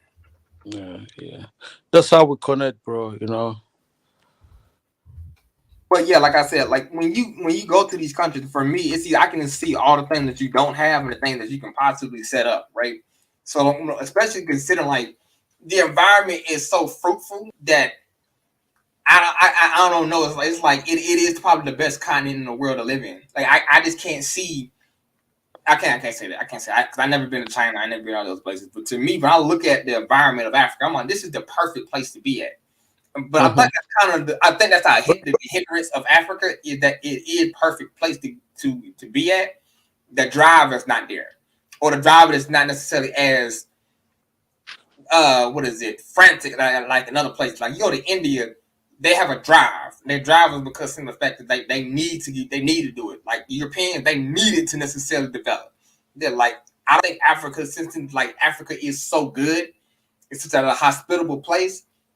They don't have that drive, if that makes any sense. Yeah, I get what you mean. They don't really have, because they don't see how Africa is important to them. You understand?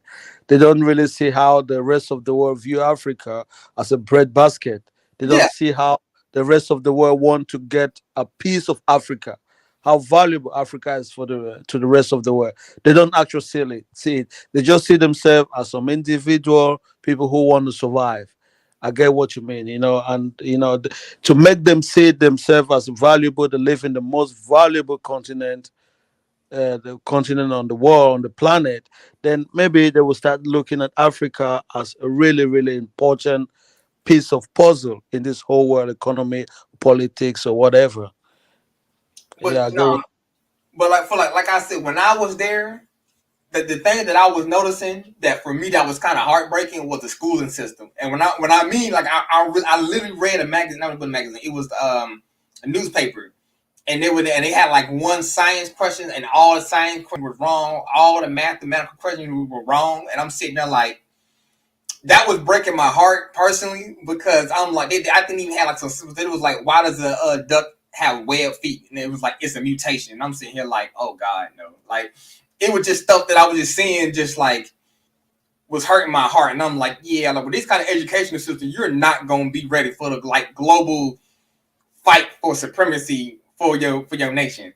And like, without that being changed or developed, Africa. So what kind of education did you see? Did you go through the curriculum of what kind of education?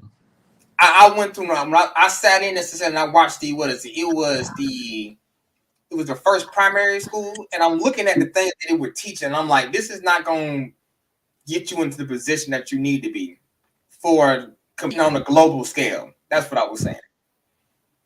Like, well, I think I get what you mean. I get what you mean. But to get a clear picture, okay, you need to get the full curriculum of what these people, so what these students, they need to understand before they get to a certain age. If you get the full curriculum, then you might think, okay, you might say, okay, we have to change this. But if you just get just a little section of the curriculum, you might be distracted. But for you to judge, I'm not saying that they're perfect, but get the full curriculum of education, okay? Then you can actually judge and make statement properly. Do you know what I'm talking about? You understand what I mean? Okay. But like I said, I only sat in for primary school, and I sat in for like an hour. So I guess it could have been just that teacher. It could have been whatever. So exactly. Some teachers could have been my mistake. Some teachers are not qualified enough to teach. They just have a job. You understand? That might be one thing. But if you get the curriculum, you look at the syllabus, what they have to learn, maybe you can judge better. Yeah, but I'm not trying to say it's the best, because of course they've got so many things that they need to change. That's why yeah, you understand, we in the Pan-African Alliance, we just want, I'm a political guy. I want to get into politics because I believe the politics in the African continent needs to be eradicated and create something completely from scratch, because the system. You don't need money, my friend. I mean, well, you're gonna need a lot of money or a lot of bullets. Well, we take one step at a time. We don't know what we're gonna get, what we're gonna meet, but that's the ideology. First thing, people need to realize that is the truth, that the political institution in Africa needs to change. If they see that as a possibility and they say, okay, this is the problem, we need to change this reality, then we know how we're gonna face it. Is it just a bullet? Is it just by talking to the people? No, let's get the message across everyone. So that's why we in the Pan African Alliance are trying to get people to understand. Then from there we say, okay, this is what we're gonna do. How do we carry on? How do we carry on this activity? Is it through the bullet? Is it just by being so smart to smart on outright the present politician and things like that? We don't know. But first things first, the message needs to go through. Definitely sure though. King James got anything to say, or African got anything to say? Because I want to be like hogging, because I can definitely talk all day. No, I'm just listening to you guys talk. I'll just listen to the conversation. Oh, okay. Yeah, me too. So you guys have not got something to reject or accept? Come on, like say something that is. I like. Sometimes when people reject your ideology, they challenge it. It makes you kind of think better. But if everyone just accept, it makes me feel like a dictator. I feel I'm like a dictator. I don't want to feel like that. I'm like 5 steps from a dictator myself, bro. So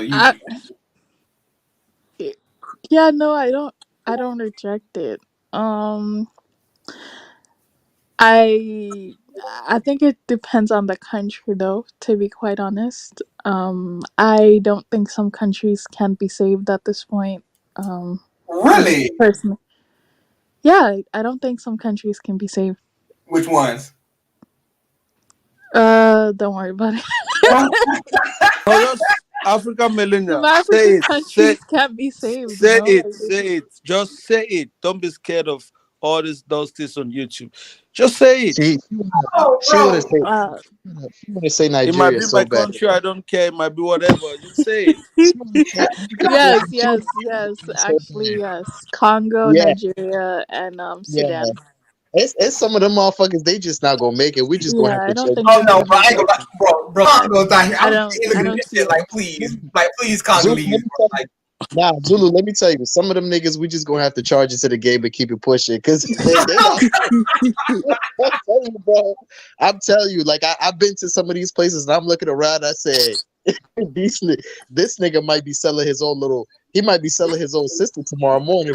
I'm telling you, bro. In some of these bro, places, no. Like, James, let me tell you this. Let me tell you this, bro. When I was in Uganda, right?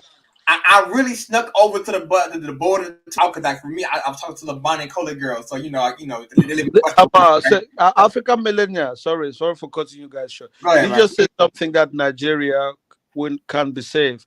I have a stream coming up tomorrow. It's called the Dangote model. And I'm going to explain to you why that can save a lot of African countries. Why that model is just a Pan African alliance model. It's just our thing. It's called a Dangote model. I think it's just for the sake of YouTube, we call it that name. But if you guys are free, you come in. Nigeria is not that bad. It needs the Dangote. Most African nations need what is called the Dangote model, and it's going to save a lot of things in most African countries, and it's going to put them back on the track. So it's a Zulu, debate. Some people are going to reject it, but if you guys are yeah. available, you're free, you can tune in, and we're going to debate on that. I like people challenge my ideologies. Zulu, let me tell you something right now. I'm not even gonna lie to you. We ain't even capping. I can promise you right now, it's some niggas selling his mama in Congo for a bag of rice. I'm bro. telling you, it happened. Bro, I'm telling you, bro. no, dude, when I was in Uganda, dude. I went out, so I was like, all right, so me being me. All right, I'm adventurous. Hey, I like to go places I shouldn't be going, just for the fact of getting the experience and whatever. Dude, I was like, you can almost when I went to the Congo, we used to get close to the Congo border, the Congo border. I'm sorry, Congo border. I'm like, you know what? I think I could probably sneak like 20,000 people through here real quick. Like, if you wanted to bring like an army over there and just kind of just set up shop, I was like, it was too goddamn easy. I'm sitting here like, where's the border patrol? Like, where's where's the wall or something? We're like, I'm just used to different level of security when you could just enter a country like that. And I was just like, nah, bro. Nah, bro. Well, Congo can be saved. Nigeria can be saved. What's the other country? I don't know. All African countries. Nigeria could possibly be saved. The Congo ain't gonna get saved, bro. I'm gonna tell you. The Congo can be saved. The Congo can be saved. The Congo ain't gonna be saved, bro, for two reasons. A, their population ain't got the education yet. Two, bro, the entire world got their hands in that motherfucker. And three, they so corrupt, they make the Nigerians look like this is the thing. Zola was that Zola FBA? Zulu. Just say Zulu, bro. Or Zulu. The West don't like your citizens to die. You understand? Okay, they don't like their citizens to die in foreign countries. This thing is only going on because we are the ones killing our own citizens. You understand? They're not affected. If it affects them, they will stop the next day. I swear to God. No, if people start attacking, I don't know, maybe European, I don't know, organization or barracks or whatever in the Congo, they will leave. That is just the fact. They're just there because people don't attack them. People attack the villagers, attack other villages, some militant groups attack some other militant groups, and these people are not affected.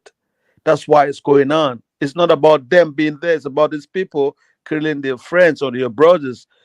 If these people get a hit, they will leave. They will start to make all kind of international, I don't know, conferences to call people to talk. to make peace in the Congo. There is a solution. There is a solution. I don't want to say much. I don't want to sound like weird or whatever. There is a solution. These Hey, bro, people are not affected. That's why they are still there. If you affect them, they will stop. all I'm gonna If say, you know, like four African, like there was 4 American soldiers killed in the Sahel, just four, and that was the deal. America had to change. I don't know the strategy of how they deployed their soldiers to the Sahel. Just four of them, four, because they were affected. Do you know how many African soldiers die in the Sahel by terrorism? A lot. That's the problem. We need to change the heat to the other side, if you know what I mean. hey man, whatever y'all got to do in the Congo to get, I don't know. I'm with King James on this one, bro. Like from what I saw, I can't necessarily say, I can't say everything. Like from what I saw when I was going to that whole border situation was messed up. Like I'm looking at that like I'm like this ain't good, bro. Like you can probably definitely sneak up like 100,000 dudes across that border without nobody seeing you. Like it's like you got to remember the Congo is massive, bro.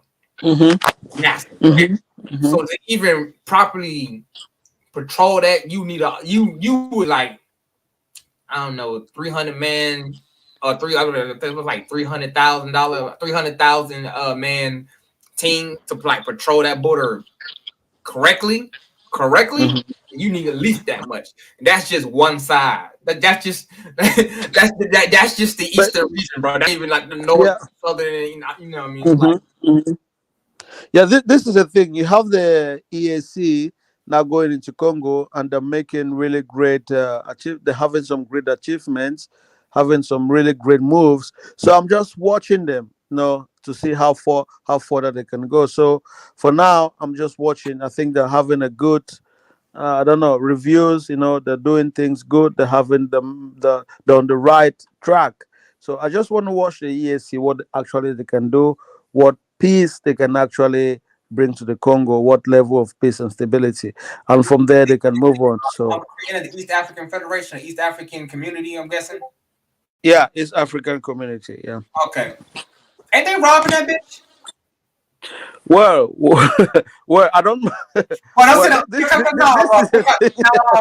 Like I stay in the when it comes to Uganda, bro. I stay really like linked into that country, right, bro. From everything they tell me, they out there robbing the fuck out the Congolese. That's what I heard. Now I can't say that for sure, because I'm not directly embedded into the government, but from what I Yeah. heard. They Mm-hmm. out there robbing the fuck out the Congo, bro. I think Mufisi, I forgot the dude's name, the president of was it goddamn it, God, what's the name? I just said it. Uganda. Like what I heard, bro. Him and his team was out there robbing the fuck out the Congo, man. Yeah, it's easier for us Africans to point fingers, to other Africans. You're robbing Congo, China, Russia, America, whatever have been robbing Congo for decades, but we don't point the finger at them. But it's easier for us to point at other African countries who you're robbing. You understand? And that's just what is happening. But if all these people now can come together and say, you know what, we need to make Congo peaceful and we need to make it stable. See, Russia is not ready, or America or Britain, to send its military in the Congo to fight. There's no chance they can win that war. They don't want to do that. So the only way they can do is to finance rebel groups to protect their interests. If all those rebel groups that have been financed by this foreign investment can be all what's the word? If they cannot be defeated, they're not there. Then okay, we can have hope. I'll be Britain right is back. never going to send. Britain is not going to send the British military to fight in Congo or France or China. No, they're never going to do that. They just use these people to protect them. So if we can actually decimate this little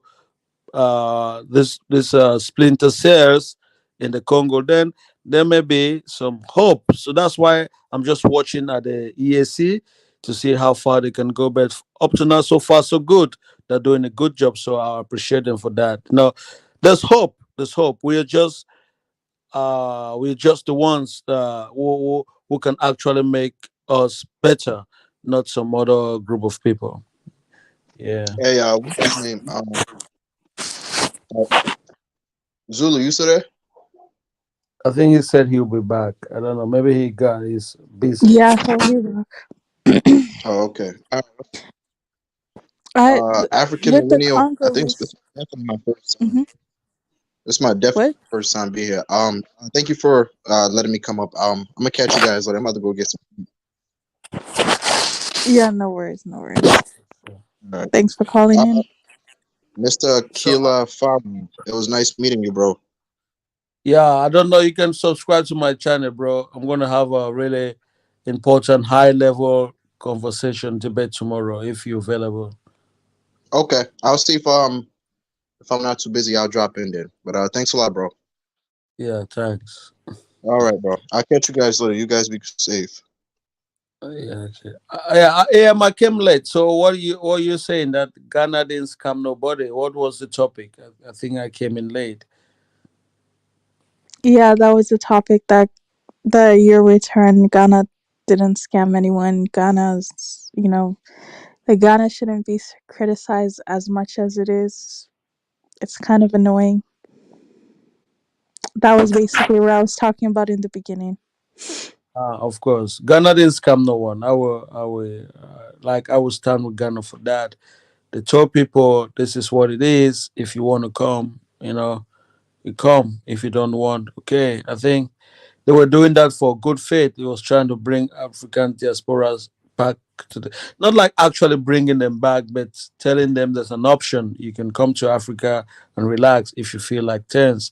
You can't blame Ghana. If people come to Africa without doing their own due diligence and they get scammed by some scumbags, well, you can't blame Ghana. Just blame yourself for not getting so much information, to what African country you're going. You can't blame Ghana.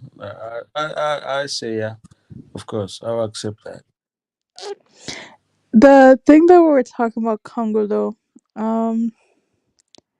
I do believe that there are African countries that should help, but I my thing is the degree of importance that Congo would be to other African countries. Like I feel like East Africa should be their main priority to do that because they're right beside it. Central Africa too. Hmm. Other regions of Africa they can help, but like we just need to know what the other regions are doing, and then we can help. Exactly, exactly. This is the thing. Congo is massive. Congo span from the west to the central, right to the east of Africa. I think those who are towards the east to I don't know what country, Uganda, whatever, to that Kivu region. Okay, they might you might solve problems towards the Kivu region, but the central and towards the western part of Congo, I don't know if these people are actually part of that East African community, because there are two massive tribes in Congo, the ones that speak Lingala and they speak some other stuff, and they don't really see eye to eye. And these ones towards the Kivu region, I don't know how they call those tribes, they're the ones like really, really active in the East African community. The center of Congo is more like still in the Central African region, and it's a little bit is a kind of a complex politics that's going on in Congo that people don't really understand. And but all of us, if Congo can be free, it's gonna be good for the continent because Congo is massive. As I said, the span from the west right up to the east of Africa. It's just a big chunk of land in the middle of Africa, and that's Now, it. So in my God honest opinion, the Congo is like the heartbeat or the like, financial muscle of the entire African continent. Between it's only like 5 regions that's like I'm gonna say 3 regions that's like really really profitable, and I mean like on a world's class changing level. That's like Eritrea and quote unquote what is it Ethiopia, because they can the East Africa they control that region where all the trade comes through North yeah, bro, Africa, the Horn and then of the Africa Congo. It's just Ethiopia. Those other countries are not really, they're not. They don't have so much influence. It's just Ethiopia. When you talk about Horn of Africa, it's Ethiopia, man. That's just a fact. Yeah, but so between those two regions, or those like regions of the continent, that's where you start seeing like the levels of power on the international scale start to change. I'm sorry. You start seeing the international power that the African continent literally has. Like literally, if you want to trade, most likely I think between most of the world, known world, you either have to go through Africa one way or another. And just that in itself just makes it such a financial hub of finance. But then as I like go through history and start studying, I see why Africans have so much. I'm gonna go with this. So many wars have been fought over that area, and in my personal opinion, I don't think Africans are like warlike enough to really dominate that area currently. I'm gonna say that much because the average African is just not. I'm not gonna say okay. I'm not gonna say that. I'm gonna say I'm not seeing the mentality within the people themselves to dominate. They just they're doing okay. They just want to do okay and live today, which is fine. Yeah, I get what you mean. Right? When people are born into poverty, they don't have much option. They don't even understand. They don't have time to think how they can make themselves better. People are born into poverty. They just want to eat and have shelter. They have like really low life expectation. You understand? That's just the fact. But if you want to like rule over this group of people, you don't have to ask your opinion. You just know what is good for them and you decide for them. You understand? I just want to ask you a question. Are you against, let me put it this way, benevolence dictatorship? Do you think? Hey, bro, you talking to the wrong guy. Like, if I had the power, oh boy, don't make me king of the Africans, boy. Like 30 years, man. Like Africa will be industrialized, hell or high water, and then we take it off North Africa, motherfucker. We as No, live North Africa, man. Let me finish. But I mean, we taking North Africa. I mean, in a sense that any trade that comes through that area, which is like trillions of dollars of trade, we controlling all that. We get 10% of all that, man. 10% of all that on both ends. I'm talking about we don't even need to look. People talk about North Africa so much. That is a deserted area, bro. These people need to work so hard to industrialize themselves to even compete. They need to get into high technology. I don't know why people worry about North African, Sub-Saharan African. No, you misunderstand part of the world. On the globe, I don't think just like on this. I think of a global context, right? If you understand how many ships go through the Ethiopian / with the Yemen border, towards the Suez Canal, yeah, right. If you understand how much money that necessarily is transferred through that area, how many goods that is transferred through that area, and the economical power that gives you on a global stage. But this is the thing, that is open waters. The other countries that can actually claim some revenues, maybe, I don't know, Somalia, but Somalia now is not that stable enough. So I think they are doing that on purpose so that they can have control. And so West and Central Africa they don't have any control towards that route, of ships, but they can have a better business on the other side, on the west coast of Africa, on the Atlantic, the west coast of the Atlantic Ocean. You understand? Maybe it's a longer route, but we can't do much. That's international waters, Hey, bro. See that's what I'm saying. Y'all, you think like an African, bro. When I start hearing that, like, wait a minute, you live on what part? Like, dude, I will be out there blocking the hell out of the what's the name of that goddamn strait? Like 40 seconds. Look at that map again. Oh, Morocco. I will have a toll on Morocco. I will have a toll right there necessarily near Egypt. So you gotta pay me to come through Egypt, and you gotta pay who? Who? I say if I was the king of Africa, this is me. Oh no, you can't be king of Africa. Come on, I'm like, bro, you You paying to come You through can't. the Egypt They area can and the Moroccan area, bro, and you paying no. me They, up the toll, they, bro. I'm talking. they We that whole country will be financed, but just by the toll alone. Like you don't understand how my yeah. brain works. Of course, but there can be no king of Africa. Hey, I bro. think the people who are close to that route, going towards Egypt to that canal, going towards the Swiss Canal. Okay, they may have the advantage to decide who comes there, but when you're international waters, no one owns international waters, and that is just the world how the world politics work. I'm gonna give you my American perspective on that. Fuck that. Like I'm telling you, bro. Like, I don't know, maybe because I'm from America, bro. But I swear to you, bitch, who said so, bro? Like if I got enough guns, bitch, you gonna abide by them rules anyway. So like, bro, I'm too American for that shit, bro. Like, Yeah, see, I'm I telling you, get I'm what too you mean, American but for that shit. yeah, the Somalis pirates tried, but they were defeated because now commercial ships had to pay them what's it called private Oh, security. You they gotta pay a understand? toll, bro. Yeah, they had to pay private securities to be on commercial ships.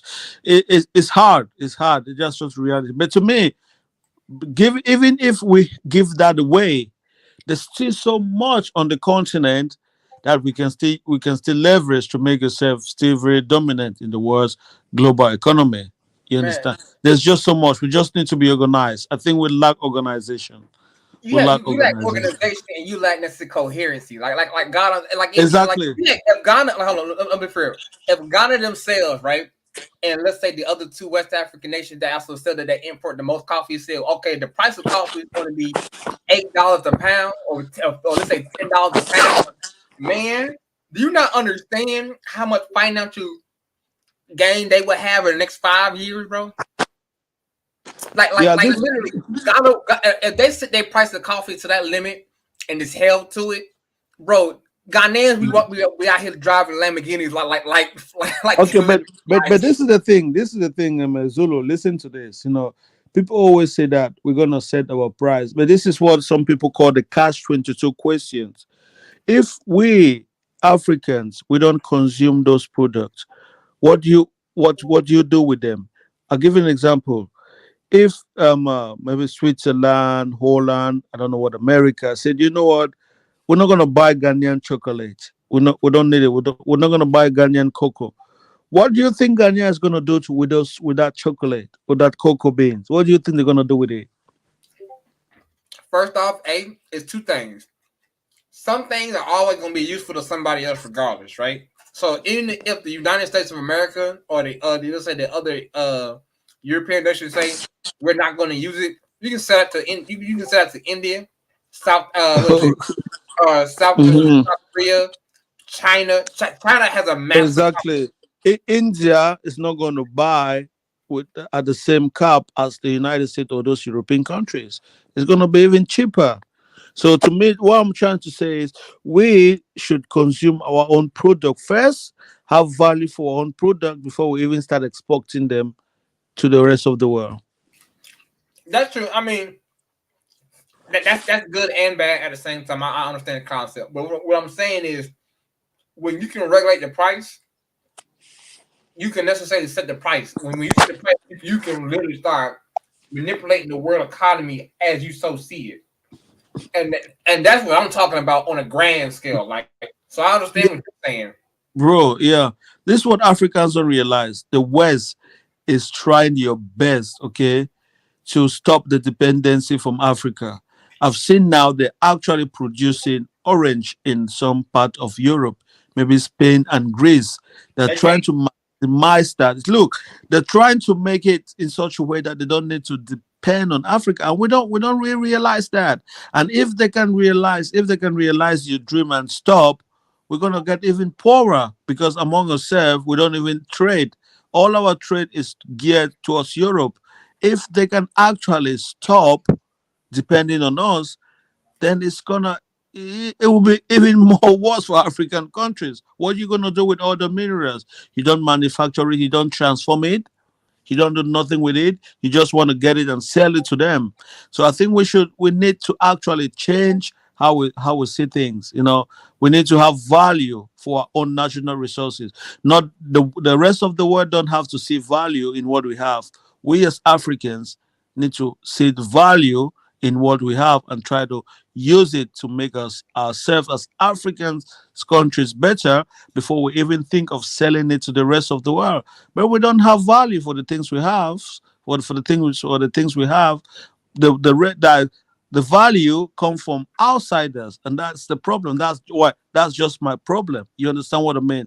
We have gold, we have this, we have cobalt. What are you gonna do with cobalt if America or Tesla said, you know what? I don't give a damn about cobalt. I don't need it. What are you gonna do with cobalt? African countries. Okay, I don't know. I'm like flip mode because I can look at both of the contexts like very, very easily. See, how like this, right? Europeans are gonna always need Africans because of two things. A, they don't have no natural resources. Two, where they live is completely inhospitable for them, right?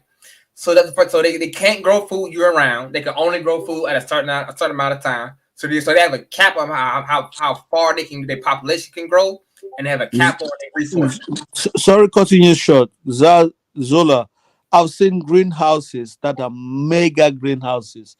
And They they can all plant protect. everything And they want to plant inside those greenhouses. Confer, I understand what you're saying with the greenhouse. I've seen those too. The reality of the only reason they had those greenhouses is because when Russia cut that oil off, all they fucking greenhouses fucking froze and lost all their food.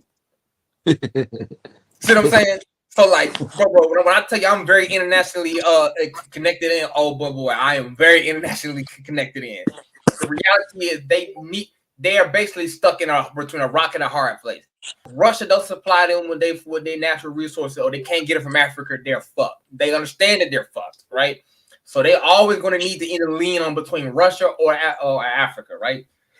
And Russia is harder to deal with, but Africa is easy to deal with because they ain't got the financial and the military might. But as soon as Africa at least get the understanding that have them at least that military might part set up, Europe is gonna get swallowed, bro. Like in the next 60 years, bro, they may not be Europeans, bro. Mm-hmm. Like I mean, God, bro, it may not be as you see them, bro. Because like when you go down to like what is it? What's the name of that goddamn country? Like Britain and most of these Western European nations, bro. When I meet them Arab dudes and them Africans, y'all they're fucking up. Y'all fucking all they women out there, bro. Y'all out here just dropping out babies like it ain't no joke. In about 60 years, bro, it's gonna be the land of the mixed people in a minute, bro. So God forbid they economy actually collapses, and Africans actually get a decent military standing going. There won't even be Europeans no more, bro. As we know them. Like, I'm gonna say that much. As we know them. So when it comes to Europe on the grand scale, that motherfucker slides. But personally, me, I'm in the school of thought that African we need to shut down. We need to exclude ourselves from the rest of the world for a very long period of time and do business among ourselves. I don't know how that is possible, but that's what I think. We should like cut ourselves completely off from the rest of the world, and we work among ourselves, for a long period of time. We get stable before we start. We become part of this globalization, because when you get into globalization that you're at the bottom of the barrel, you're gonna remain at the bottom. You understand what I mean? So yeah, basically. But I'm gonna go ahead and go because I got my DoorDash. Yeah, okay, that's fine. It was a good conversation, So I know. I think you subscribe to the Pan African Alliance. Yeah, I'm subscribed to everybody, man. Appreciate the African Millennium, Kafaru. Might go ahead and get up out of here, man. See y'all guys. All right, okay. Yeah, I think I'm gonna go as well. So keep on with the show. I hope someone calls in and you can continue. Yeah, so. Yeah, no problem. Thanks for calling. Mm. Yeah, no, this is actually perfect. This is actually perfect because I only wanted to have it for 2 hours today. Because it's pretty late and I have someone I need to go talk to. You know what I mean? I have someone I need to go talk to.